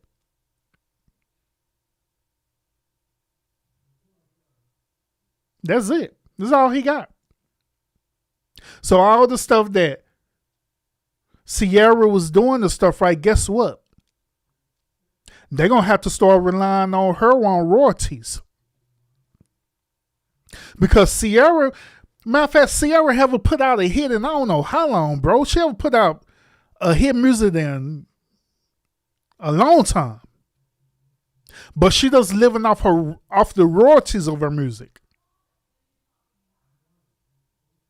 So guess what? Since she's living off the royalties of her music, they're going to start having to live off of her. And if that lifestyle starts changing, right, what do you think Sierra is going to do? Do you believe Sierra is going to adapt to it and she's still going to be with Russ? Or is she going to desire that lifestyle over Russ? Which ultimately she ended up replacing Russ.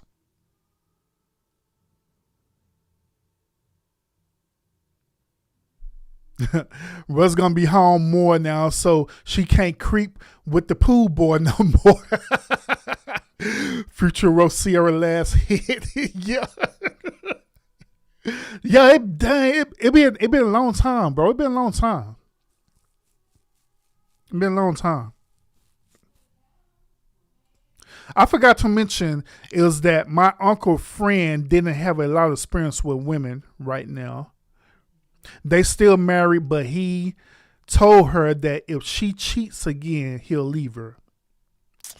Damn. God damn. Shit. Oh, it's more. It's more. Okay. One more thing. I forgot to mention was that my uncle friend was slick dirty macking to his friend's ex-girlfriend. He said that he waited 3 years to get with her. Damn. God damn.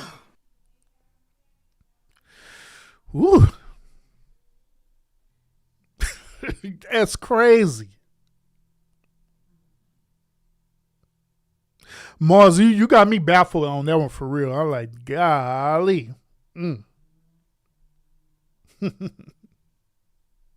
See, already been married for a long time and she had 3 of his kids. In her mind, she did her time. Good chance she's going to move on.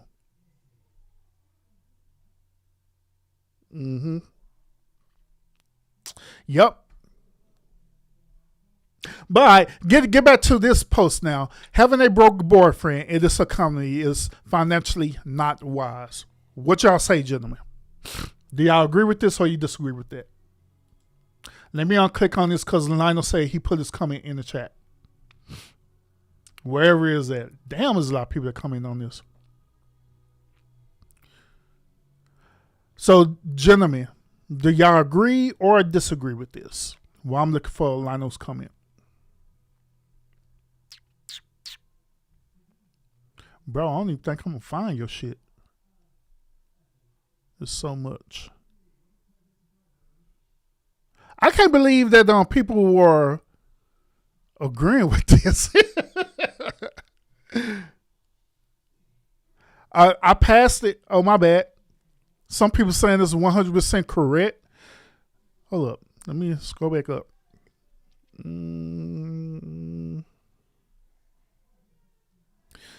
me see. Let me scroll back up.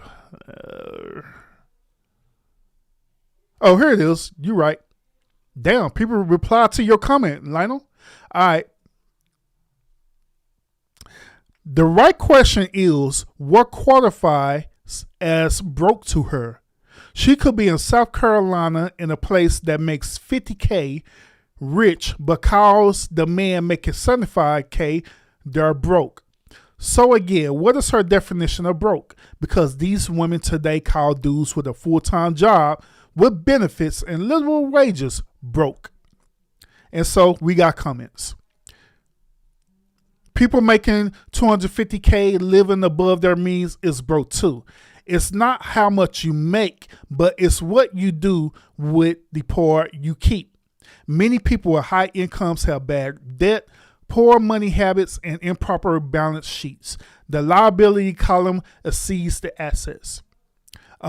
People agree with Lionel saying amen and amen again. Context really matter. Yeah, this brother, he posts some of my stuff all the time. Shout out to you for context matters, really matters. I ask that question all the time. How much money does a man need to not be considered broke?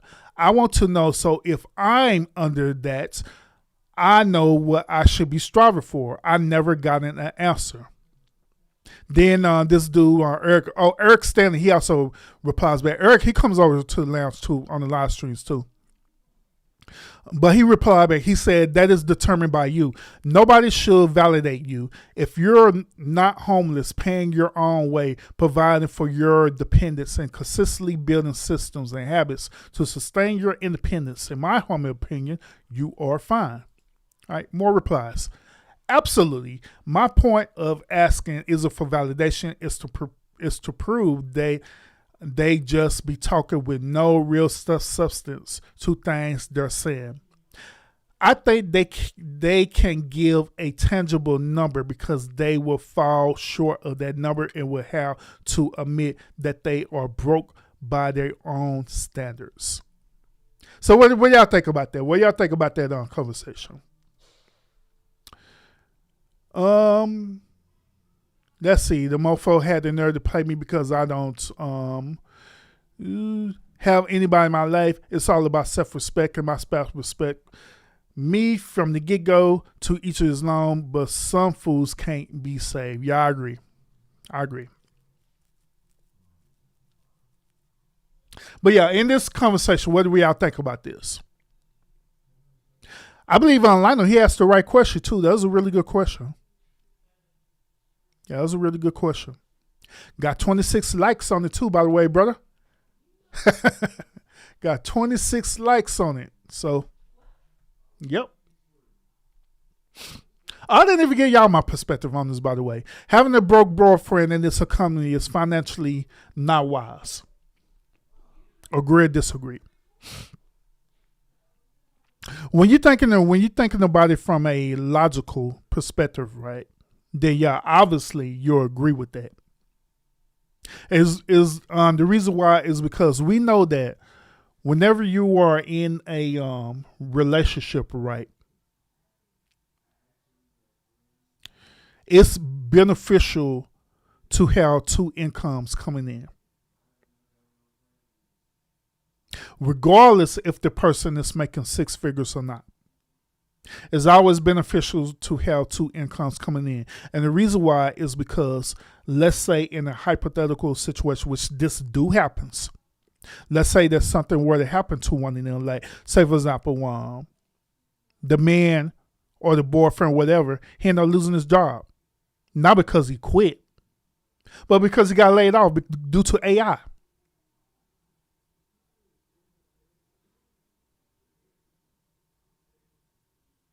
You know what I'm saying?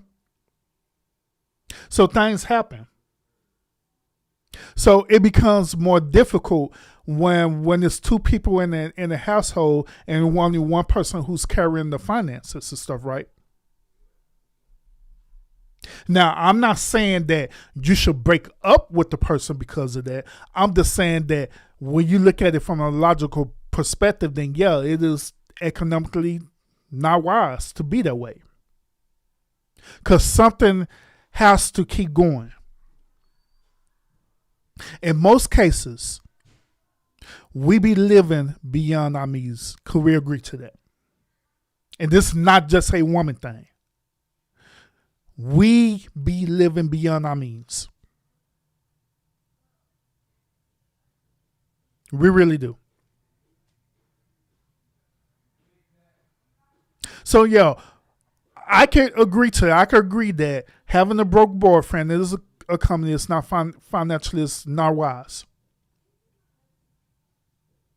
And then we could flip it around and say having a broke girlfriend is the same as that concept, that is financially not wise.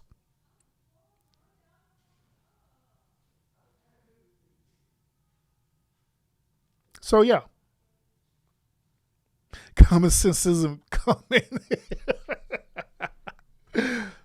Agreed. It's not wise because it's common sense to have two incomes. But if your future mate wants to help you out on your journey, then so it be. That's how a young black woman feel in this aspect. And yeah, I also agree with that.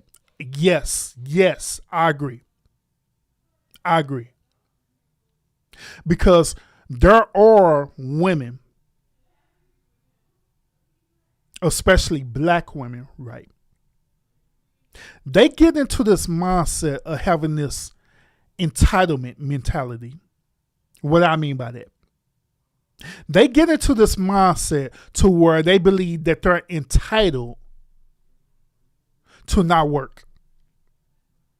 Or if they are working, they believe that they're entitled to keep their own money for themselves, but yet still spend the man's money.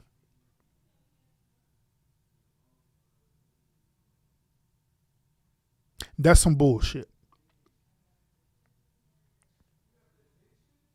But also, this circles all the way back around to what I was saying earlier about properly vetting out. Like case in point, in this example that we're using right now, this woman here, now we purposely selected this woman because she's a beautiful woman. And what we tend to do is that we look at the woman once again by her beauty, her standards, right? And we judge her beauty, but we don't judge her character, her substance. And now you're in a whole ass relationship where this woman is not contributing financially in any way possible. And you have the audacity to get mad about that? No, bro. You chose that. You chose that.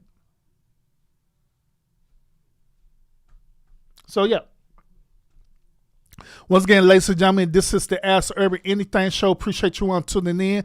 Make sure you hit the thumbs up to support the channel. If you have any questions for me, make sure that you throw it in the chat right now, and I will address the question, all right? But the questions have to be appropriate, okay? I don't answer inappropriate questions, all right? Due to YouTube community guidelines and standards, I do not answer inappropriate questions, all right? So, if you got any questions for me, by all means, I'll answer to the best of my ability, all right? So, what other things should we address tonight, all right? Because we talked about a lot of stuff tonight. How long been like 2 hours? We talked about a lot of stuff tonight, gentlemen. Let's see. Which other thing? Lionel, what was the other one topic you wanted me to talk about real quick on this community post? I done forgot. Which one was it? It wasn't this polo thing. It was, damn, I forgot. It was another you say you want me to address. I forgot what it was, bro.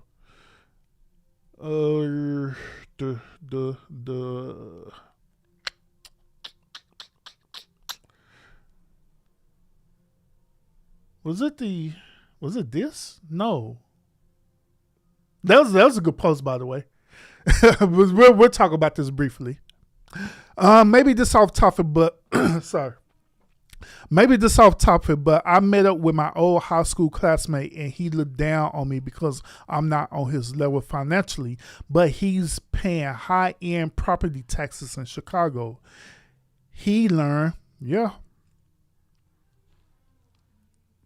And to be honest with you, Moss, I don't like people like that. I don't like it when people be looking down on other people like that.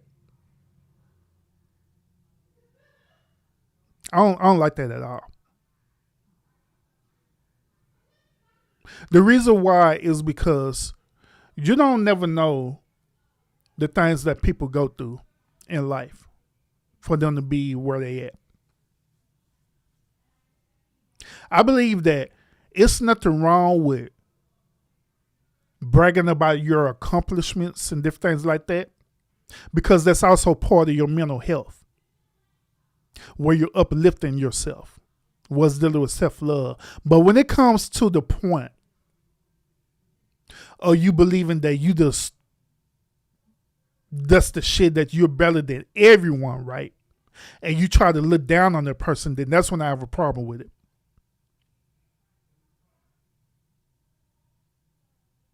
That's when I have a problem with it.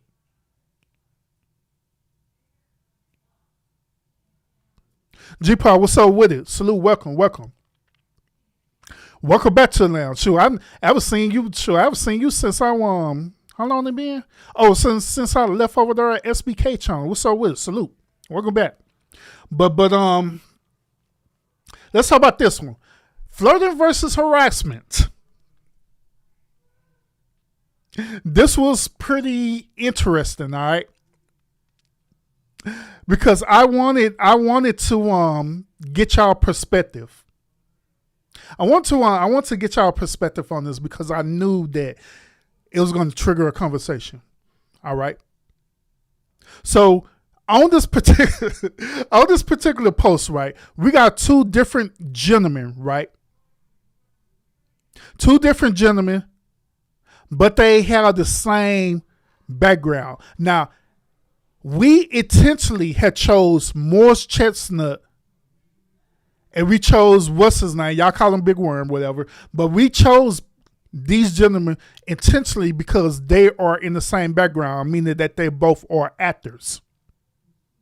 Okay? The only difference is that Morris Chestnut is more, desired by women. Now, this is not to take away with what's his name looks and stuff, right? Because we could argue and say that due to him being an actor, due to his money or whatever and stuff, right? Allegedly, we already put another post out about him, but that's neither here nor there. But due to his status, he still can be desired by women. So we got that boundary set, right? Now, the post is talking about this. The post is dealing with flirting versus harassment. Now, be honest. If you have a gentleman who's looking similar to Morris Chestnut, right? 9 times out of 10, if he come up and greet himself and say, hello, beautiful, how's your day? Or if he literally attempt to shoot a shot, he is going to have a higher probable chance than my boy Big Worm over here.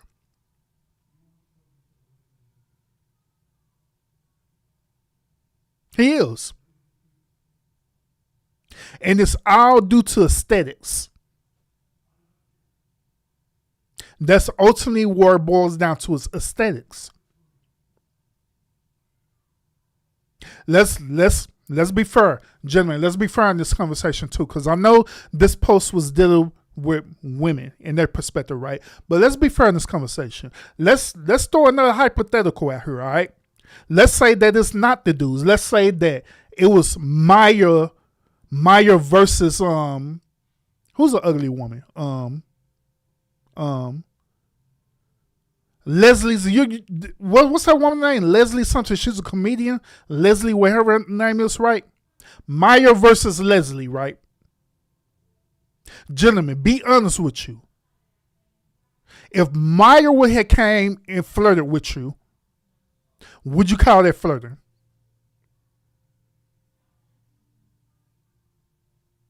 Versus Leslie coming and flirting with you.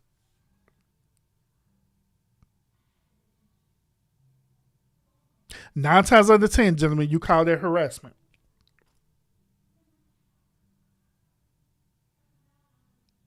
Y'all call it a harassment like it ain't nothing. I'm be real with y'all.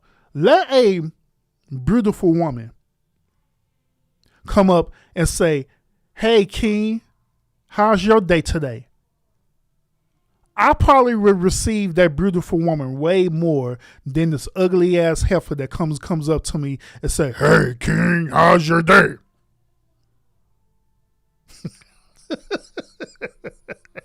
God damn. I'm just saying. So the whole point of this post is that it's the whole post is dealing with the aesthetics part, man. What people will develop the only way I could think of is like a form of discrimination. That's the only thing I could think of, is that they prefer one thing over the other.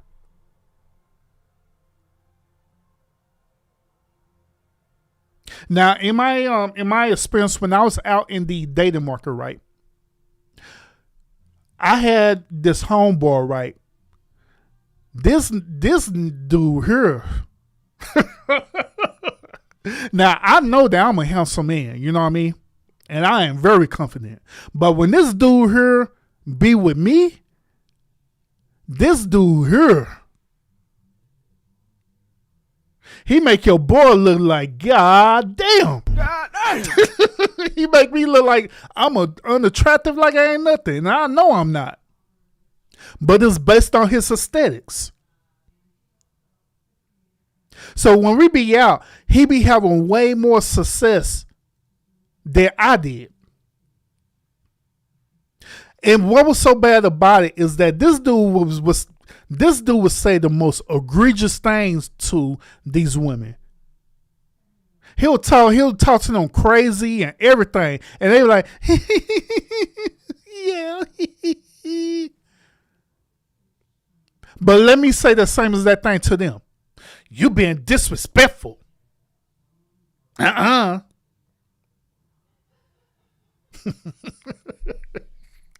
Kid you not. But in reality, that's how it is. Same thing at work. You at work, right? Ladies, you have a gentleman like who look like Morris Chestnut or somebody that you're attracted to, right? And he say this, hey, let us go out and have lunch together. You would say, sure, work husband, let's go out and have lunch together. You sure will. But however, let this ugly dude that you're not attracted to say, hey, let's go out and have lunch together. Guess what you're going to do? You're going to call HR on that dude. Am I lying?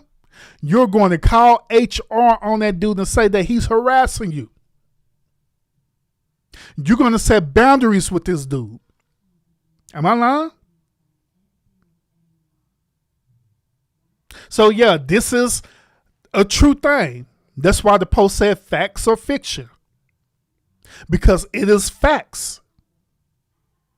It is undeniable facts that this happens. It really do. But the comments was even more interesting, though, to be honest with y'all. It really was. It really was. But before I get to it, shout out to everybody who's in the building right now. XL, what's up with it? whatever, 555545. What's up with it? Salute. Welcome. I think I see somebody else in here. Lifeless Prison. What's up with it, man? Salute. Welcome again. Well, you already been in here. I already said salute to you, or have y'all know. But what's up? Lost in Translation Podcast. What's up with it, brother? Salute. He said salute, OG. What's up with it, bro? Salute. Welcome. Welcome over here, man. Appreciate you pulling through. I'll be seeing you over there in my shorts, too. So what's up with it? What's up with it? Tonight, this is the Ask Urban Anything show, where tonight y'all can ask questions to me and I will give you an answer to the questions as long as the questions are appropriate, okay? As long as they're appropriate, then I will answer the questions for you, all right? So shout out to that. Shout out to that. Shout out to everybody. I hate being in the chat and people were quiet. You came over late because people been talking in the chat. They been conversating. They might not answering you, but they been conversating in the chat for sure. They been doing it all night. But shout out to you being over here. Let's see. D. Shaw say this, the heart and the heart's intentions is more attractive to me, but she can't be Leslie's, so you have a point. Yeah, facts. Absolutely. I agree. Because that's why I was telling y'all earlier, gentlemen, was this. I told y'all that the looks part is the initial. There's nothing wrong with being attracted to a person. There's nothing wrong with being attracted to a woman. But that attraction should transfer over to you vetting out that woman. Where now it's not only the attraction, but it's the character of that woman. It's the character of that person that matters the most. Mars got a question for me. I have another question for you, Urban. What are your thoughts on a man who's over 35 years old, single, no kids, and he is a red flag when it comes to dating? Now,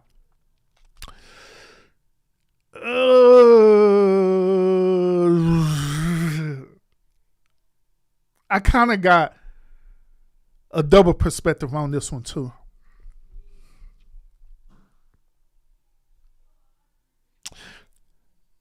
In order for me to give a proper response to this, explain to me your definition of red flag when it comes to dating. What does that look like? Because some people believe a red flag in dating is meaning that this dude is known as a pickup artist, meaning that his whole conquest is him going out and smashing chicks. So people will see that as a red flag. But me personally, as long as he has set that boundary and set that expectation and letting that woman know, and she's willfully participating in that I don't see nothing wrong with that. So I don't see that as a red flag.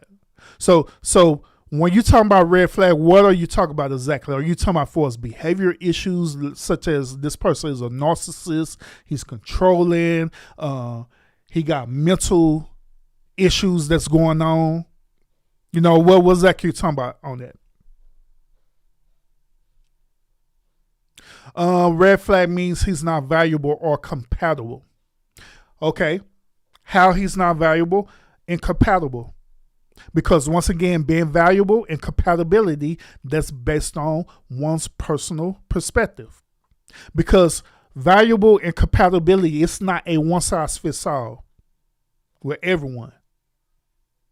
It depends on what's that person's standards are and the expectation that comes behind it. So you got to dig a little deep. Help your brother out so I can understand and I give you a proper answer. Because I don't want to, this particular question, it don't deserves a general answer. But I could give you one. So I want you to dig a little bit deeper than that. Dig a little deeper. Oh, and the reason why Lionel haven't responded to you is because he's working at the same time. So he'll listen to the show, but he's off and on working. So that's why he haven't said nothing to you yet.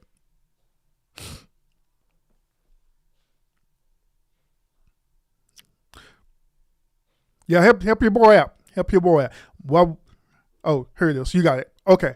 Red flag can also means to a woman stating that he might have a behavior issue, aka anger issues, or he doesn't know the responsibility of being in a relationship or caring for a child. Okay, all right, gotcha.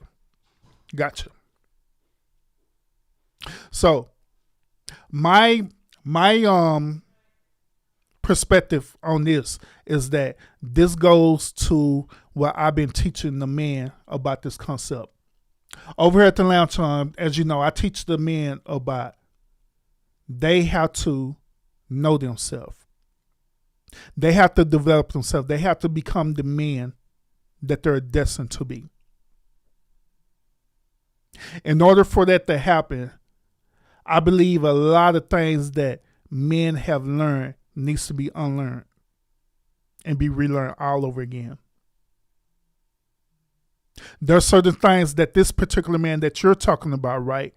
He had learned through generations, which we call generational curses, right? Where this man believed that it was okay for him to be this red flag due to, mental behaviors and different things like that is because he was brought up through his upbringing as it being acceptable. So naturally, he ended up mimicking these same type of behaviors.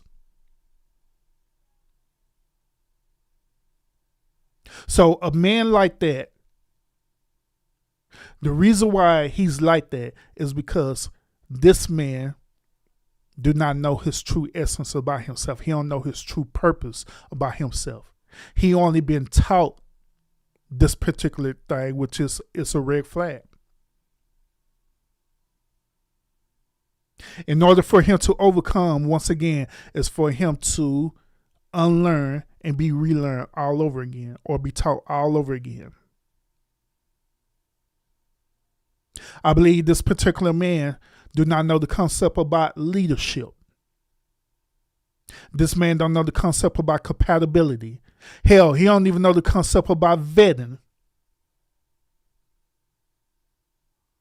He don't know how to use critical thinking skills. He don't know how to effectively communicate. So he had to learn all these skills in order for him to be successful in a relationship.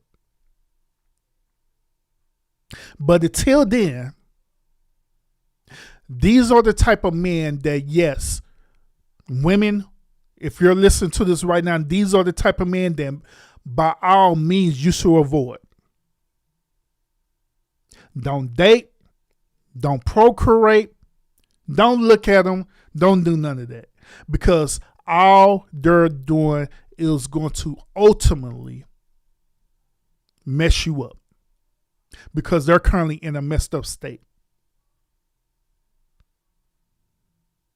Don't think that you can sit up here and change that man. Don't think that this man can be your little project. And y'all know what I'm talking about, right? Oh, if I do these certain things right, he could change. I can make him better. Don't do that. Because when you do stuff like that, it's almost as though as you're saying that you is this man God.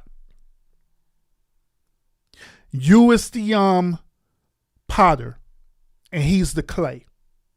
And you're literally molding this man to be the version that you want him to be. In other words, you are grooming this man to be the way that you want him to be. According to the Bible, that's a form of idolatry. Yeah, a build a man project, absolutely. But we call them builder barrels. Yep, absolutely. Absolutely.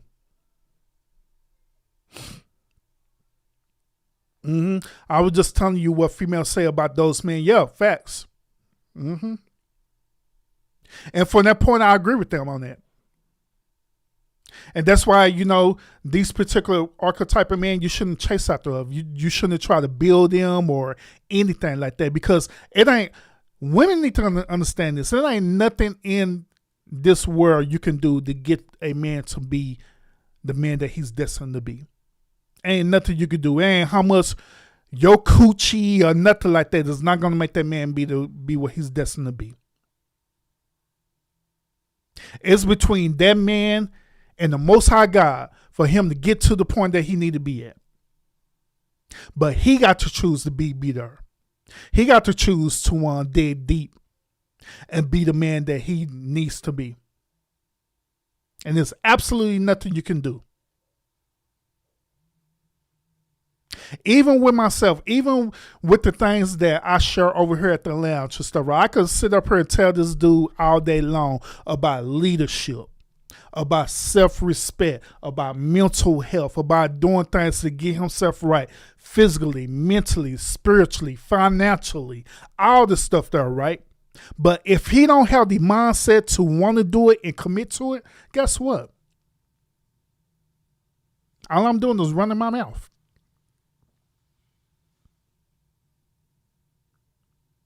So at the end of the day, it's up to him to choose that path, to choose to want to do better, to choose to be something greater. Because if not, then yeah. That's what it's going to be. Babies can be changed, but not adults. Joe, I kind of agree with that to a certain extent. I believe that adults can change, but I believe that the only way they can be changed if they are willfully wanting to be changed. You know what I'm saying? Now you have to want that to happen for yourself. You have to desire that. If you don't desire that, then guess what? It's not going to happen. You're going to be, as the old people say, stuck in your ways. And yeah, you're right. So what a man thinketh, so they is. Facts. Absolutely. I agree. Absolutely. And that work in so many different ways. That's why over here, I go so hard about trying to push the brothers out of this red pill rage thing. Because I understand that concept that if you're thinking that way, right, then that's who you are.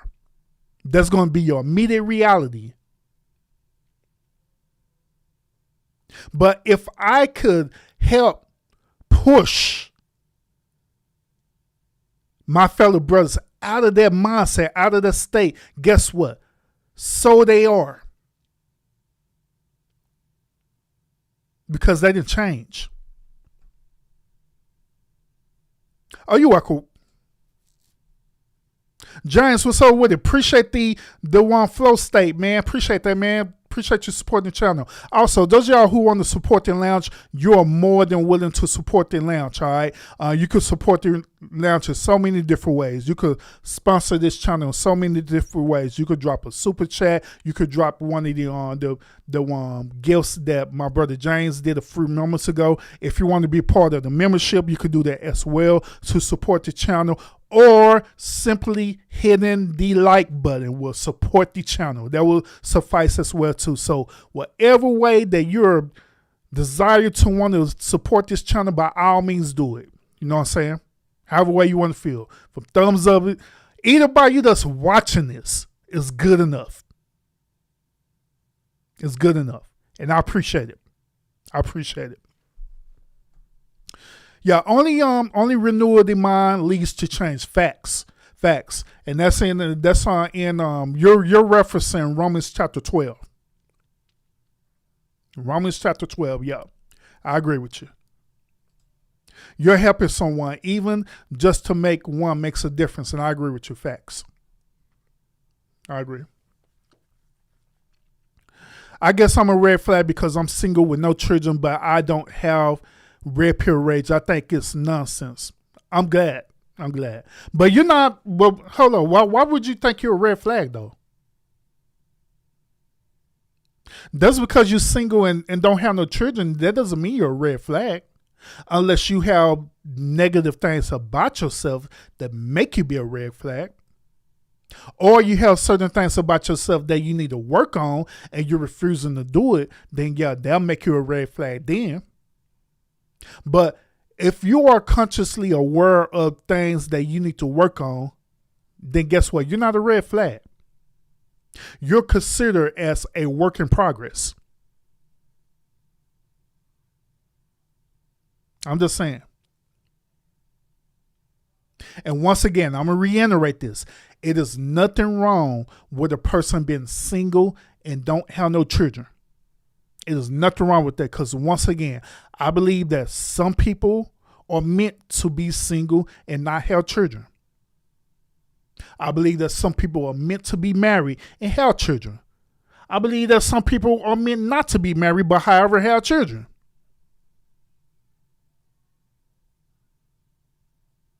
But that is me personally.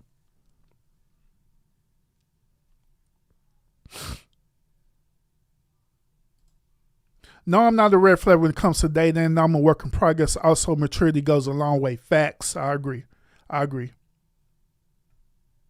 Yeah. Also, that's a green flag for me, to be honest with you. I don't see nothing wrong with it at all, period.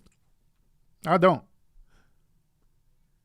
And then also, I don't want you to fall into the stereotype thinking that you're supposed to be in a relationship. Since you're not in a relationship, but your peers is in a relationship, that there's something wrong with you. No, it is nothing wrong with you at all, period. It's nothing wrong with you. Now, I would say this. I would say that it would be something wrong with you if you're not living your life according to how the way you want to live your life. Then I'll say that, yeah, there's something wrong with you, that them some things that you need to work on within yourself.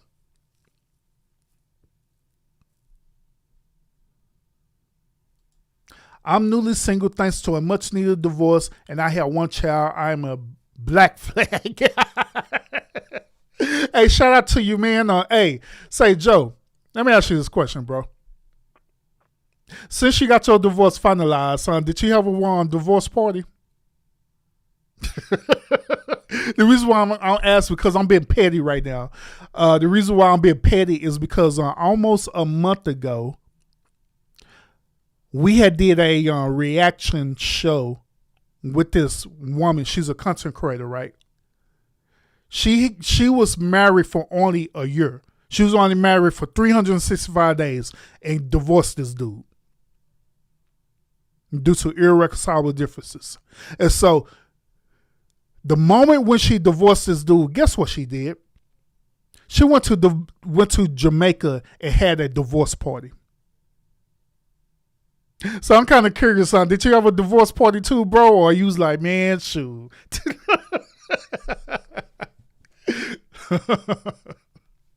When I had got divorced, right? I didn't have no divorce party. I didn't have no divorce party or nothing like that, bro, at all, period. I don't know why. I don't know why I didn't have a divorce party. I have no earthly idea, but I didn't. I don't even know what the hell I did after I divorced. I can't even remember what I did. I totally agree with you, Irving. It's best to live life on your own terms with mature and responsible actions. Facts. I had a divorce party by taking a 2-week vacation to Japan, Canada, and Taiwan. Shout out to you, brother. Yeah, that's what I'm talking about. I have not been to none of them places. I have not been to Japan, Canada, or Taiwan. But I want to travel, though. So I got my passport. Bro, I literally got my passport right here. I literally got my passport right here. I need to travel. I don't know why I haven't been doing it lately. But yeah, I need to travel, man. I need to start doing more travel. Me and my wife. And so let's bring you context, Joe. I was married, and I was married for 11 years. And I was divorced, and I had got divorced, and I was divorced for almost 6 years. Then later on down the line, I ended up meeting this wonderful woman, and we ended up getting married. So now I'm back married again. Now, within that whole time frame of me being divorced, right, I was chilling. I wasn't in no relationship, nothing like that, but I was learning a lot. I was observing a lot. I had my moment of time where I chilled, lived by myself. I didn't talk to no women whatsoever because I just wanted to be by myself. Then later on down the line, a lot of my homeboys and my family started like, hey, Urban, you probably need to start getting back into the dating market. Let's be doing this. So I'm like, all right, got into the dating market. That's when I started learning about all the things that my fellow brothers been going through within the dating market because I done been through it.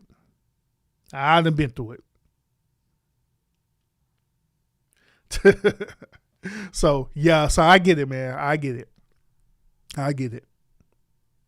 Now, do I recommend people did what I did, right? Divorced and get remarried again. Do I recommend that? I would say no. Not because there's nothing wrong with being married, but I'm saying no because you shouldn't do it for the wrong reasons. You shouldn't do it because you feel lonely and you need to be with somebody. When I got married to my current wife, it was all just straight up chance. Everything that's lined up straight through chance. I had met her at work. Met her at work. We was cool. Then we started getting to know each other. Then we started becoming coworker friends. Then we started becoming friends and whatever stuff like that. Then it does, happen that way. It does happen that way. Now, if I never had met her, would I be trying to pursue to get married? No, not at all. Not at all. But it does happen that way. And yes, it was a great decision. It was a wonderful decision because this time around, the relationship is totally different from the 11 years of hell that I've been through in that first one. It's totally different. Totally different. But yeah, let's see. When are men going to talk about a mission for immorality? I swear niggas are lazy. It's time to tighten up and get more men to tighten it up. Oh man, yeah, I agree. Jeez. I needed to get away because this time of year, my summer vacation was in hell. I was married to her for 3 years, and she was cheating on me for 2 of those years. Damn. February 13, 2026 was the official divorce day. It worked for you, Irvin, so it's for you. Yeah, facts. What made me upset is when people look down on others who are single with no children, they speculate that you're broke or something and there's something wrong with you mentally. People love to make assumptions. I agree.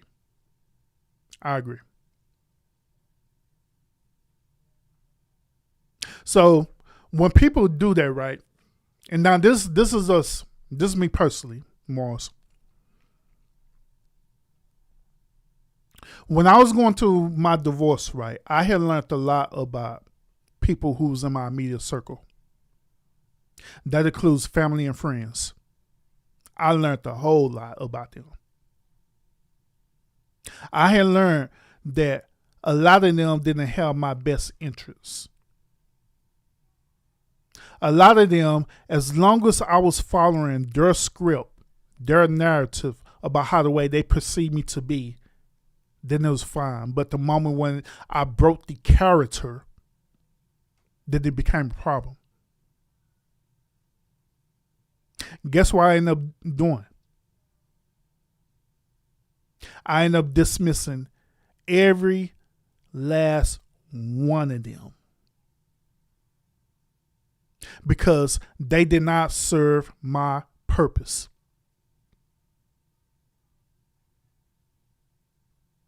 So all I'm saying is this, is that the people who are in your immediate circle, if that's the case with you, if the people in your immediate circle, they're saying things, right?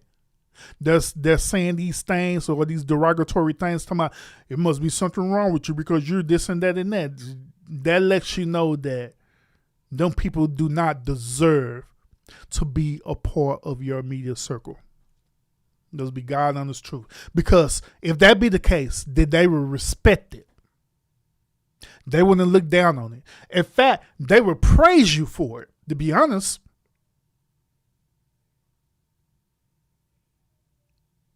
But if they're not doing that, they don't need to be a part of your immediate circle. They immediately need to be dismissed. And that's what I did. I cut off a lot of people, man. I cut off so many people. And they got mad. Shoot, that was calling me and stuff, right? I'm calling. I'm like, shoot. Yeah. Some of them, it got to a point where I blocked them. Because I saw that they wasn't for me. Saw that they was sitting up here lying. I saw that they wasn't helping me to get through my transition or anything like that. So, block. Yeah, mom too. My block game, man. I clicked. I'll block you so darn fast, shoot, and won't even think nothing else about it. So you have to really think about that for real, man. You do. And this all circles back around dealing with mental health again. Because once again, your mental health do matter. It really do. Your mental health and your peace do matter. You're not entitled to suffer like how the way people want you to suffer. You're not entitled to that. Let alone, guess what? When it comes down to it, are they going to suffer too? I'm pretty sure they're not.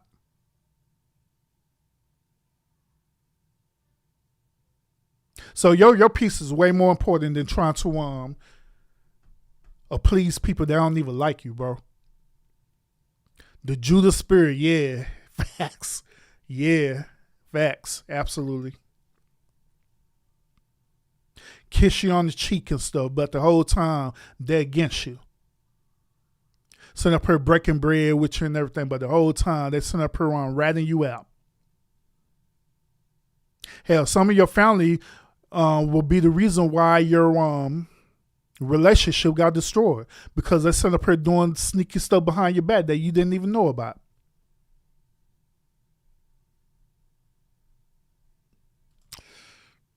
I'm just saying. Or friends too. I totally agree with you, Urban. I understand that if a man is financially broke, but even so, to talk about the guy behind his back and spreading gossip is a no-no in my book right now. I'm solo dolo. Facts. Yeah, mental health is real. Unfortunately, 3 weeks ago, my 20-year-old nephew self-deleted due to his mental health issues. See, this right here, ladies and gentlemen, this right here, what made that other post that I said earlier so important. This what made that other post that I was telling y'all about so important, that we need social workers, we need psychologists and therapists, especially men, to be in these fields. Because our fellow brothers are suffering for real. Because we believe that that's the way to be as a man. But it's bullshit. That's bullshit. No. That is not the way to be. You shouldn't sacrifice your mental health for other people. You shouldn't. Yeah, my condolences as well too, Joe. Because I knew that was hard, man. That was a hard situation. And it's hard for me when I was reading and seeing it, right? Because in my mind, I like, God damn, another one of our brothers have failed, man.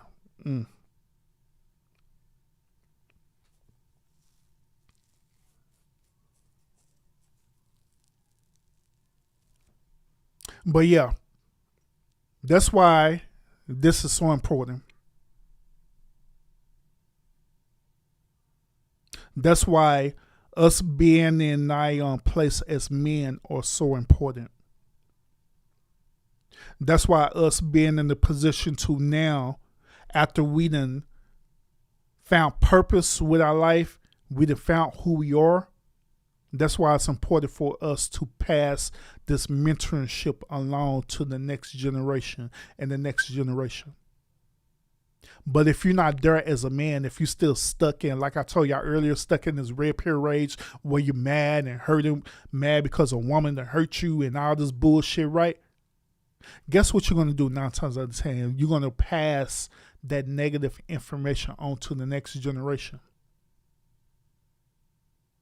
as an inheritance. And gentlemen, that is not a great inheritance at all, period. I'm just saying.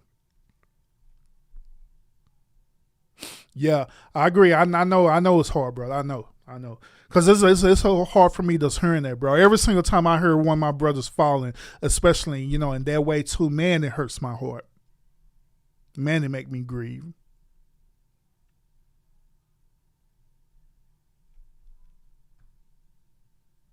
Mm-hmm.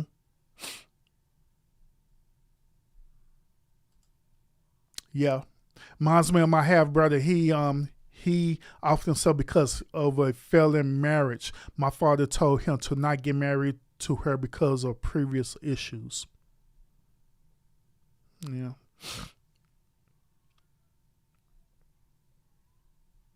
And this is the reason why, gentlemen, why this work is so important over here at the lounge too. Why I'm gonna continue to give y'all this content to help us as men, to help us grow as men,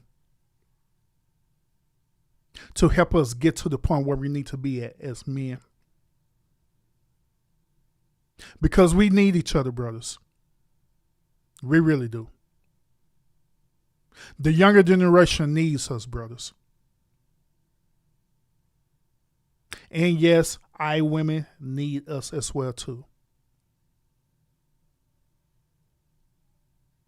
And I'm going to want to put this out here as well too. Do y'all know that there are some great, phenomenal women out there who are looking for men who are totally together, looking for men who are about the Father's business for real, looking for men who are not screwed the hell up. They're looking for men like that for real. But unfortunately, they have to settle for the toxic version of us. Y'all know what I'm talking about, the Pookies and the Tyrones and the Ray Rays and, you know what I'm saying, the one thug dudes and, you know, the one ghetto YNs and all the stuff there. That's what's out there available to them.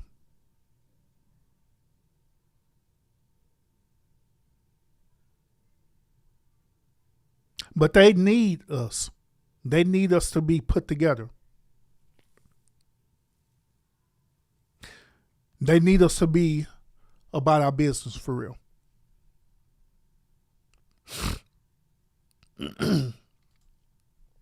It's not easy. Honestly, I was close to that before. My ex kept my daughter away for 3 years.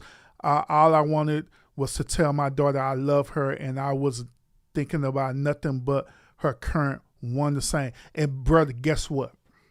Guess what? Me too. Me too. When my first marriage, right, we went through a hell of a divorce. It wasn't civil at all. It got so bad where we was doing custody. Then, even when I got custody of my children, she was making it hard as hell. Hard as hell.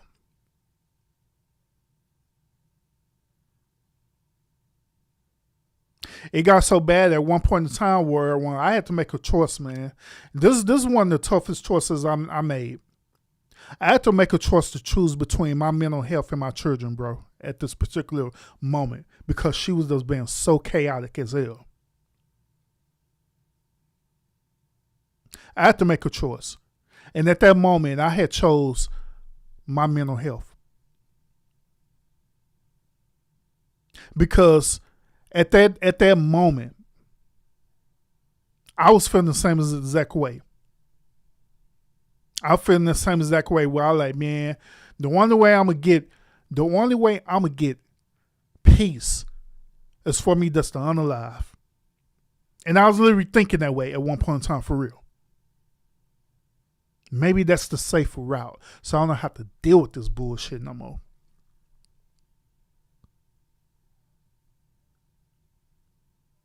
But I know waking up from that, bro. Because I started thinking deeply about that. I started thinking about the what else. What if I were to do that?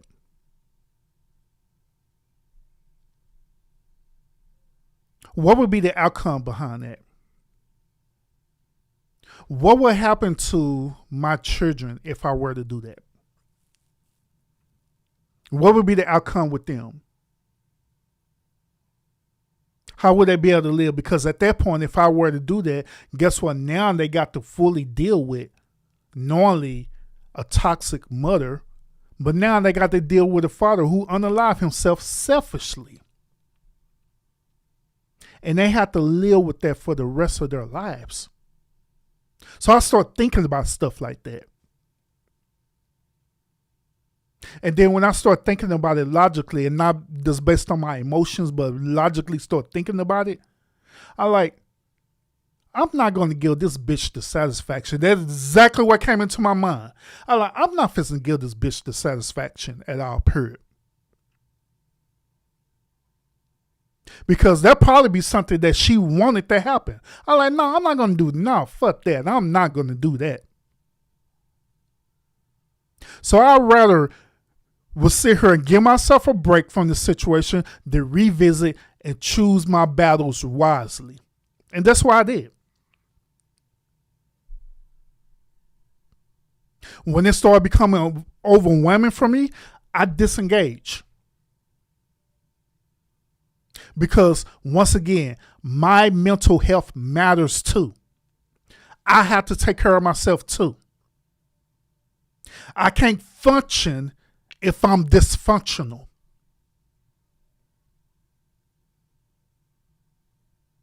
So that's what I did. Took a break off, choose my battles again, and kept going at it. Was it easy? No, it was not. But did I made it through? Yeah. Absolutely. Agree, Urban. There are still some great women out there. This might sound crazy, but I wish there was a spiritual portal where the right person can hook up with each other and work it out. I agree with you. I agree. I agree. Glad you're here gaming us up, Urban. Yeah, facts, man. Yeah, that's what I'm here for, brothers. I feel sad for these young guys who are loyal, good, faithful men. These women don't care about that. Your best is never enough, and I agree with you on that. But once again, Phoenix, this is where I keep reiterating over and over again that it's important for us to teach the young brothers how to vet properly, because as y'all know, one more time, as y'all know, there are women out here who is known as what? What are they known as? There are women who are known as chameleons, meaning that they'll pretend that they're this perfect type of woman. And they'll pretend for a certain period of time. Then after when they get through pretending, then that's when the veil be lift over and you see the true nature of this woman.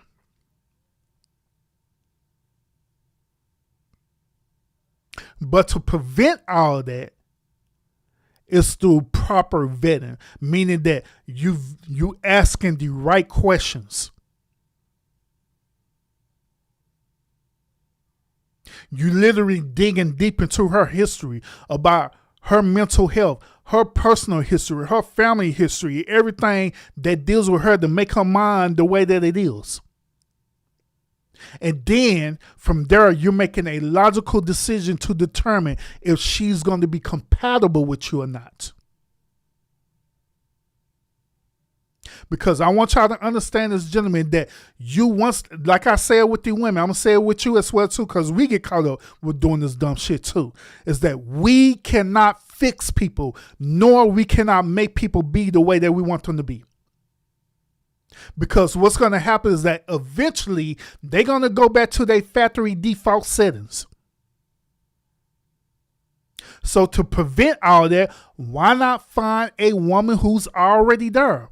By you vetting her out, vetting out all them red flags right off the bat. Why not do that right off the bat? I said this too, gentlemen and ladies who are watching. I said this too. I said that even while you're in a relationship, right, I believe that you should do a performance evaluation every month.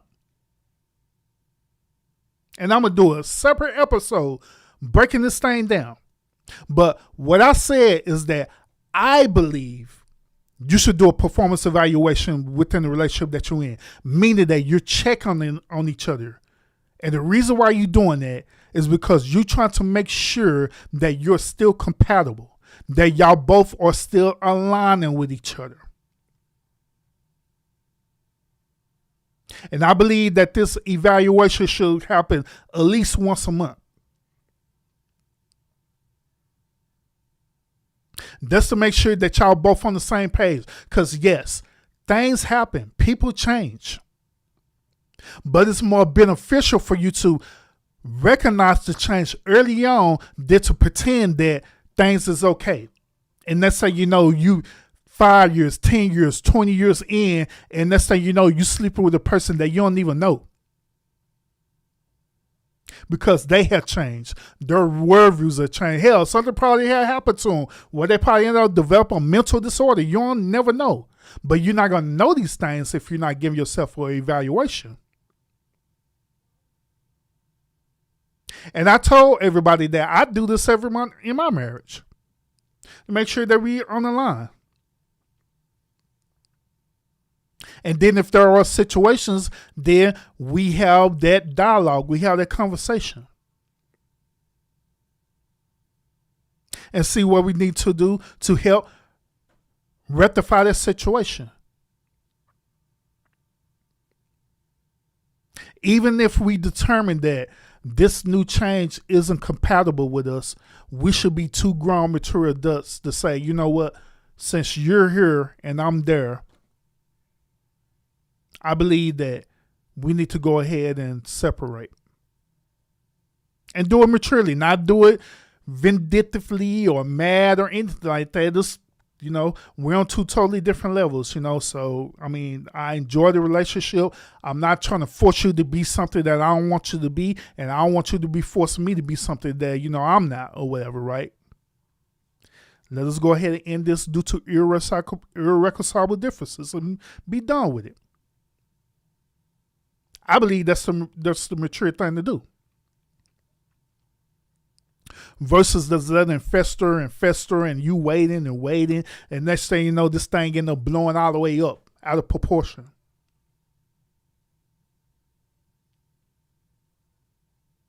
But yeah, y'all should consider doing that. If you're in a relationship right now, you should consider doing that for real, like real talk. Do evaluations on your relationships every month. To be checking in on each other, make sure y'all still aligned on the cool though.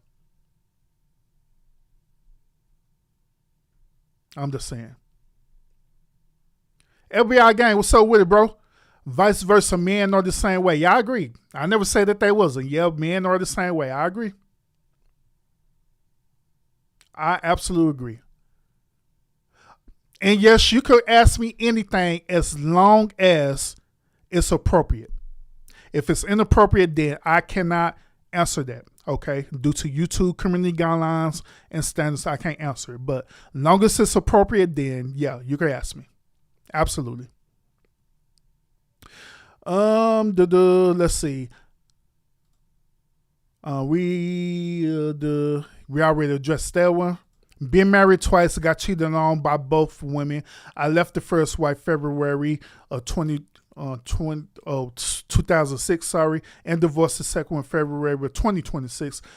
I was both women for 9 years. God damn. God damn. Man, that's a long time, bro. And yeah, I know what you mean. I know that you're talking about you being with them for a combined 9.5 years. I know what you're talking about. Well, my oldest daughter passed away 2024. She told me how she didn't want to be by her mom's. So full circle, it came back around to what you're saying now. There are flags you ignore at the beginning and will be the same ones that will destroy your relationship at the end. Facts. Absolutely. Absolutely. Absolutely. My father said the same thing, Urban. You can't change a chick. Yep. Absolutely. And modern day snakes no longer slither on the ground. They walk, tail smiles, and call you bro, sister, hubby, wife, homie, or family. Yes. I agree. Absolutely. Absolutely. I agree with you. And that's why, once again, that vetting thing is very, very important, man. It's very, very important. Now, use with each individual woman for 9.5 years. God damn. God damn. Woo.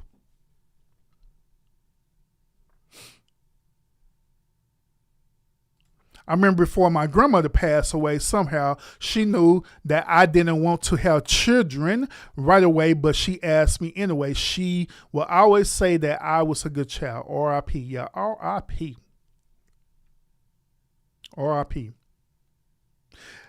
FBI gang, I'm waiting on your question, homie. As long as you don't ask no inappropriate question, go ahead. I'm asking because I'm gonna be live for probably maybe 10 more minutes. I'm gonna give y'all 10 more minutes, all right, and then we'll call it a night. Once again, shout out to everybody who's in the building right now. This is the Ask Urban Anything show. All right. So if you have any questions you want to ask me, by all means, put it into the chat. I would address it as long as it's appropriate. Okay.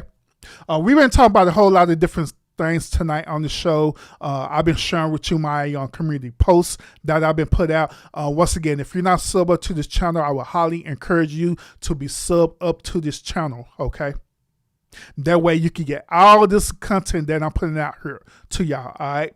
Where you can catch the live streams, you can catch my community posts. A lot of y'all are over here due to my shorts, all right? So shout out to that. So you get all this information that I'm giving to y'all, all right? So make sure you sub up and have your notifications set, all right?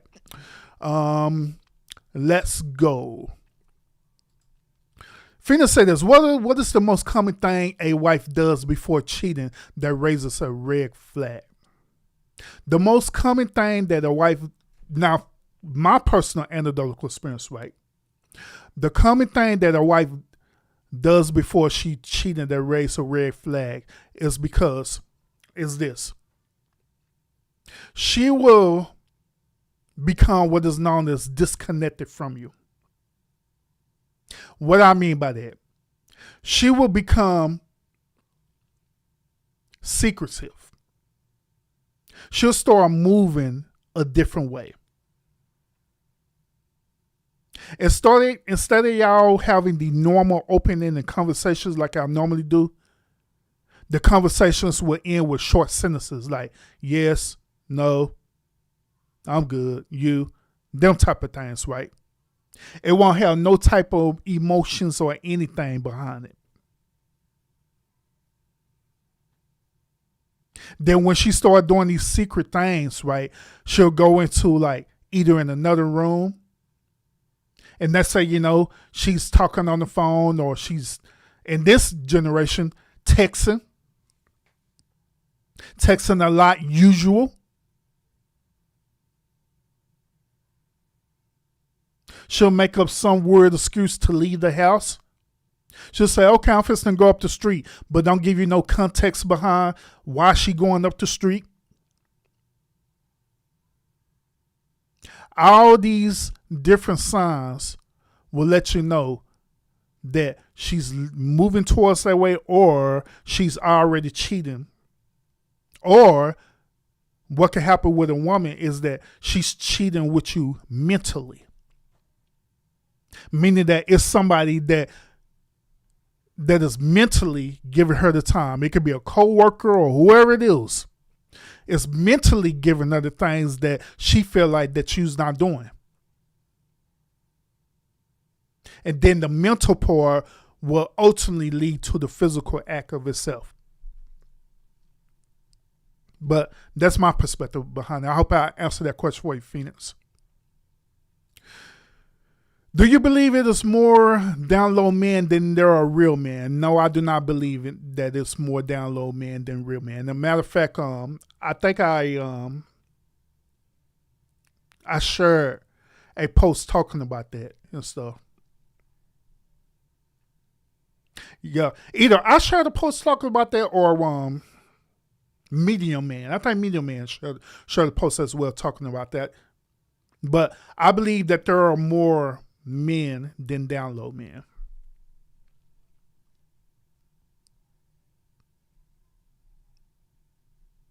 And then let me ask you this, just to get context behind this, because once again you're using the word real men, and I was talking to Mars earlier about this real man word. Okay, so when you're talking about real men, what exactly are you talking about? Because it's different definitions of what a real man is. So that's why I'm asking you, what is your context behind real men? Meaning what? Are you talking about gender-wise, or are you talking about character? Well said. Appreciate you. Flipping her phone face down, being avoiding disrespectful, uninteresting conversations. Facts. Yep. That would be emotional cheating. Girls trip. Yeah, girls trip is a bigger one. Because that's what my ex-wife did. She at the time, her sister was single, and they decided to take a cruise out to, I think, Punta Cana or wherever the hell they was going to go and stuff, right? And left me here with me and the kids by myself. Like, bullshit. That's bullshit.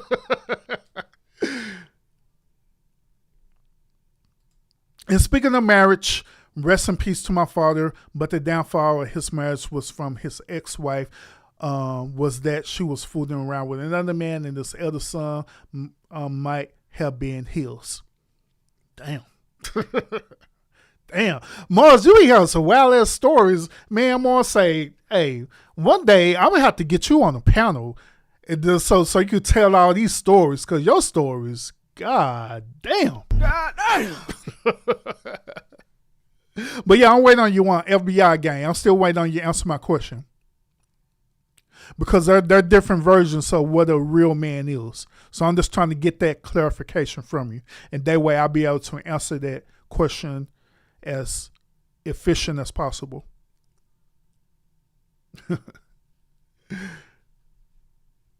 But yeah, good questions, y'all. I appreciate it. I appreciate y'all. So we have roughly about I say 10 minutes. We probably have like about 8 more minutes left until we end the stream. Once again, this is the Ask Urban Anything show. If you have a question that you want to ask me, by all means, you can ask it as long as it's appropriate questions. All right. And I also do this on these shows. I don't set my subscriber mode on, and I do that intentionally. Okay. Versus my other shows. On my other shows, I have my subscriber mode on. But on these shows, I don't. And once again, I do that intentionally is because I want to give both my subscribers and non-subscribers an opportunity to interact with me. Okay? Because when I do my main shows, then, the only way you can interact with me is that you have to be subscribed to the channel. That's the only way. That's the only way. Appreciate y'all for the thumbs up, by the way. Thank y'all. But that's the only way. That's the only way.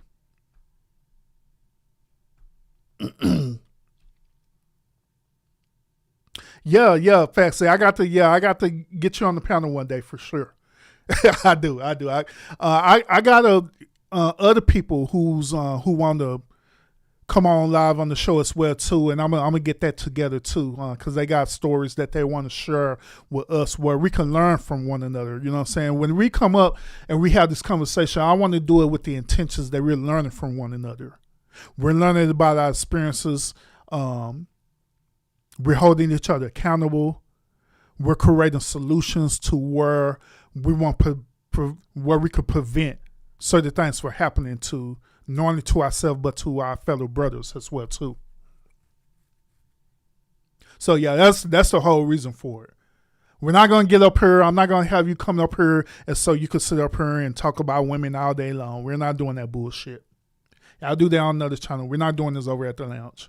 As a matter of fact, sure, I did that years ago. I got burnt out on that. So, because I seen that it was more entertainment than solution based. And so I'm just burnt out on that. I'm tired of the complaining. I'm tired of, as y'all call gender war thing. I'm tired of that. I'm looking for accountability and solutions over here. So the best way I can do is to focus on what I'm skilled at, which is dealing with my fellow brothers and do my best to get them right. If they want to be right, by the way. But we almost done with this episode. I'm gonna while y'all getting y'all stuff together, I guess I'll share one more post with y'all tonight. I guess we could talk about this real quick. The love him but I can't share him type thing. All right, so okay, I'm gonna address your question in a minute, Joe. All right, so I had post this. Love him, but I can't share him. How do I explain this? So this young lady here, right? She's with, I forgot this gentleman's name. He's a rapper, whatever.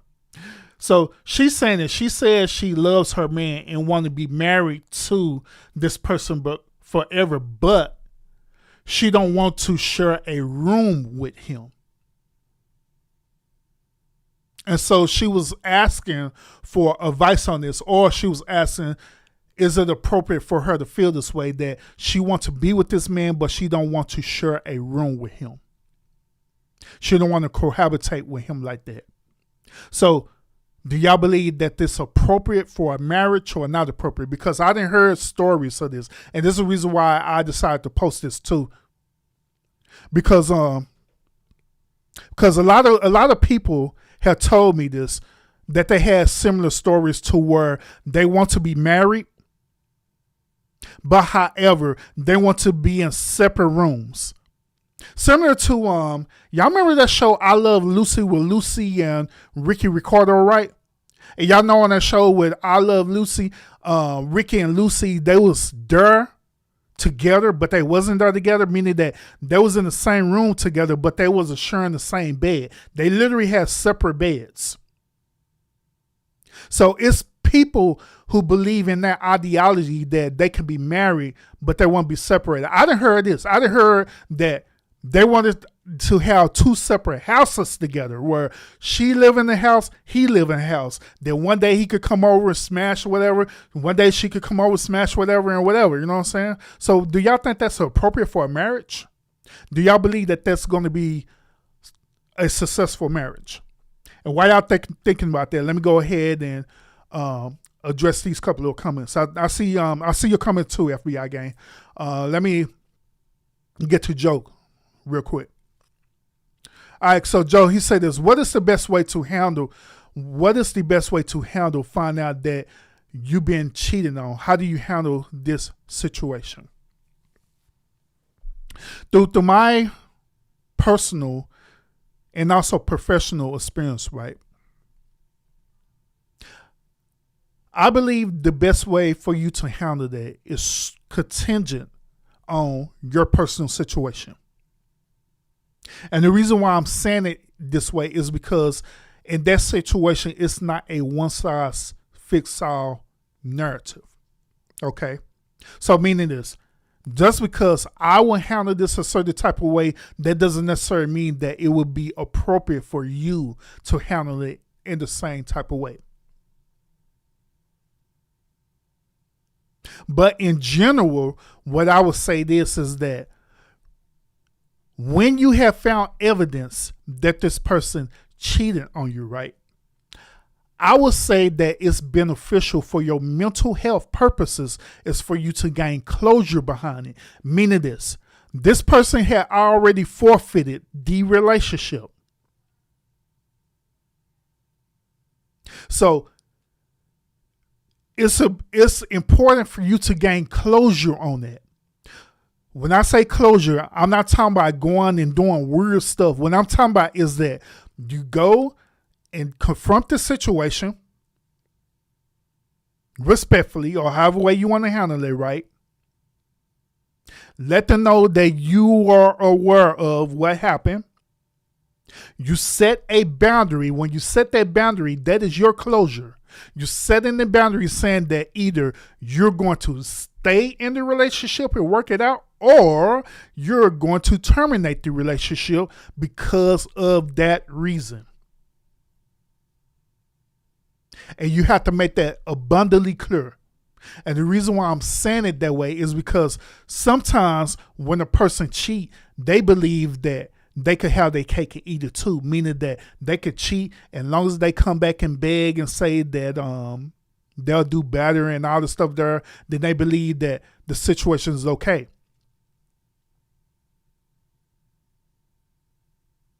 But in reality, what's happening to that person psychologically is that they're not being held accountable. They believe that they can make the situation go away, preferably when women do this, right? They believe that they can make the situation go away by once again reselling their body all over again. They'll attempt to try to have sex with you. They'll attempt to try to be extra nice to you. They'll attempt to be the woman that they were when you first met them, just so you can forgive them of their transgression. But if you already made your mind up that you don't want to reconcile this and you want to terminate this, then you have to set that boundary and make it clear. And then you start setting the tone and the expectation of everything that's going to happen. Don't be secretive behind it. You let them know straight up, hey, this is a deal breaker. I'm terminating this relationship. I'm getting a divorce. And you do everything possible to protect yourself.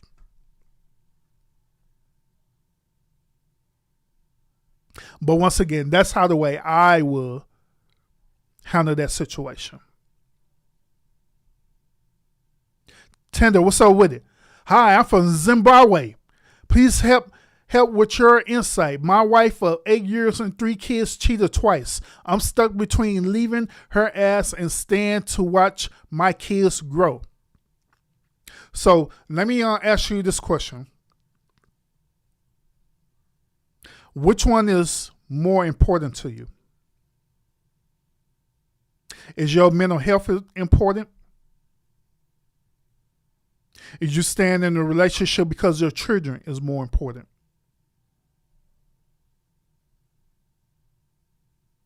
That's going to be the first thing that you need to determine. What's important to you?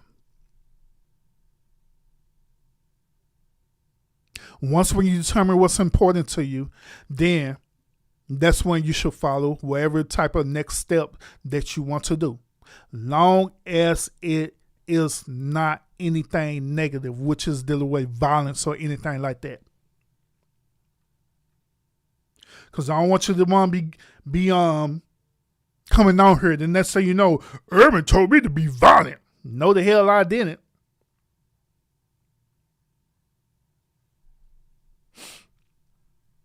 All right, LBI, he say this. Real men don't sleep with other men on the down low. I'm not talking about gay men. Gay men are honest. It's those so-called men pretend to be men and sleep with men. I mean, that's the same damn thing. You talking about down low men. So hold up. So when you was talking about real men earlier, then I was asking you about that. That's what you talking about. You talking about for us sexual orientation?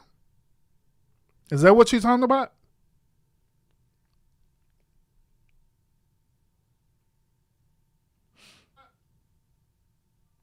Hold on, give me 1 second, y'all.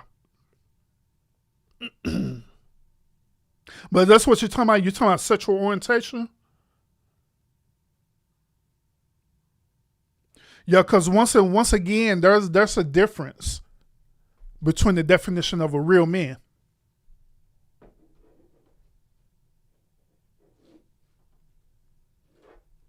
Dang, stay here. All right, cool. Got it. Yeah, but once again, there's a difference between being a real man.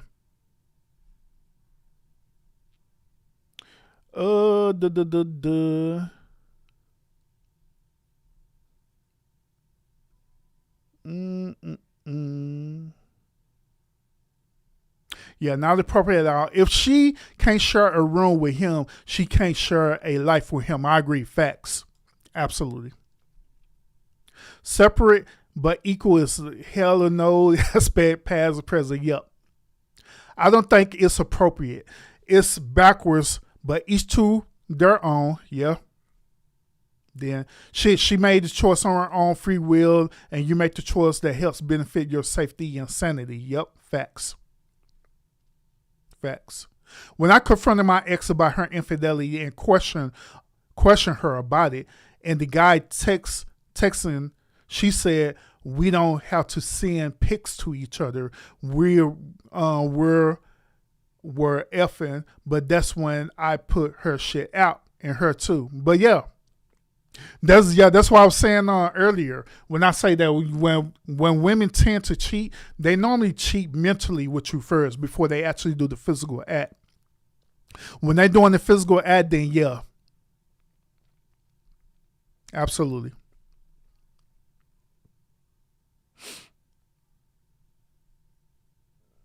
All right, cool. But other than that, ladies and gentlemen, I'm going to go ahead and call it a night. All right. Appreciate y'all tuning in to this episode of the show, y'all. Appreciate y'all a whole lot. Once again, those of y'all who are not sub up to the channel, want to make sure that you sub up to the channel to get more of this thought-provoking content. And I always enjoy doing these Ask Urban Anything shows because I enjoy being interactive with y'all. You know what I'm saying? Just conversating and chatting with y'all and just kind of picky y'all brain while y'all pick my brain as well, too. So I appreciate that a whole lot. Those of y'all, make sure you check out my other live streams as well, too. Make sure you have your notifications set when I go live again. All right? Because I am going live going live again this week. All right. So make sure you have a notification set when I do that. Until then, make sure you go and check out my community post that I was sharing with y'all a few moments ago. Make sure you continue to support my shorts as well too. If you want to be part of this channel or part of this community, my memberships is open as well too, if that's your desire. All right. Wait, hold on. Did you see my previous comment about the girls trip, Urban? Let me see. Let me go back real quick, Morris. Let me go back.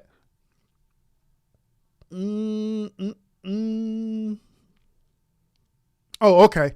And speaking of girls trip, I know a female who's married to her female lover, a school principal, and is working on her second child.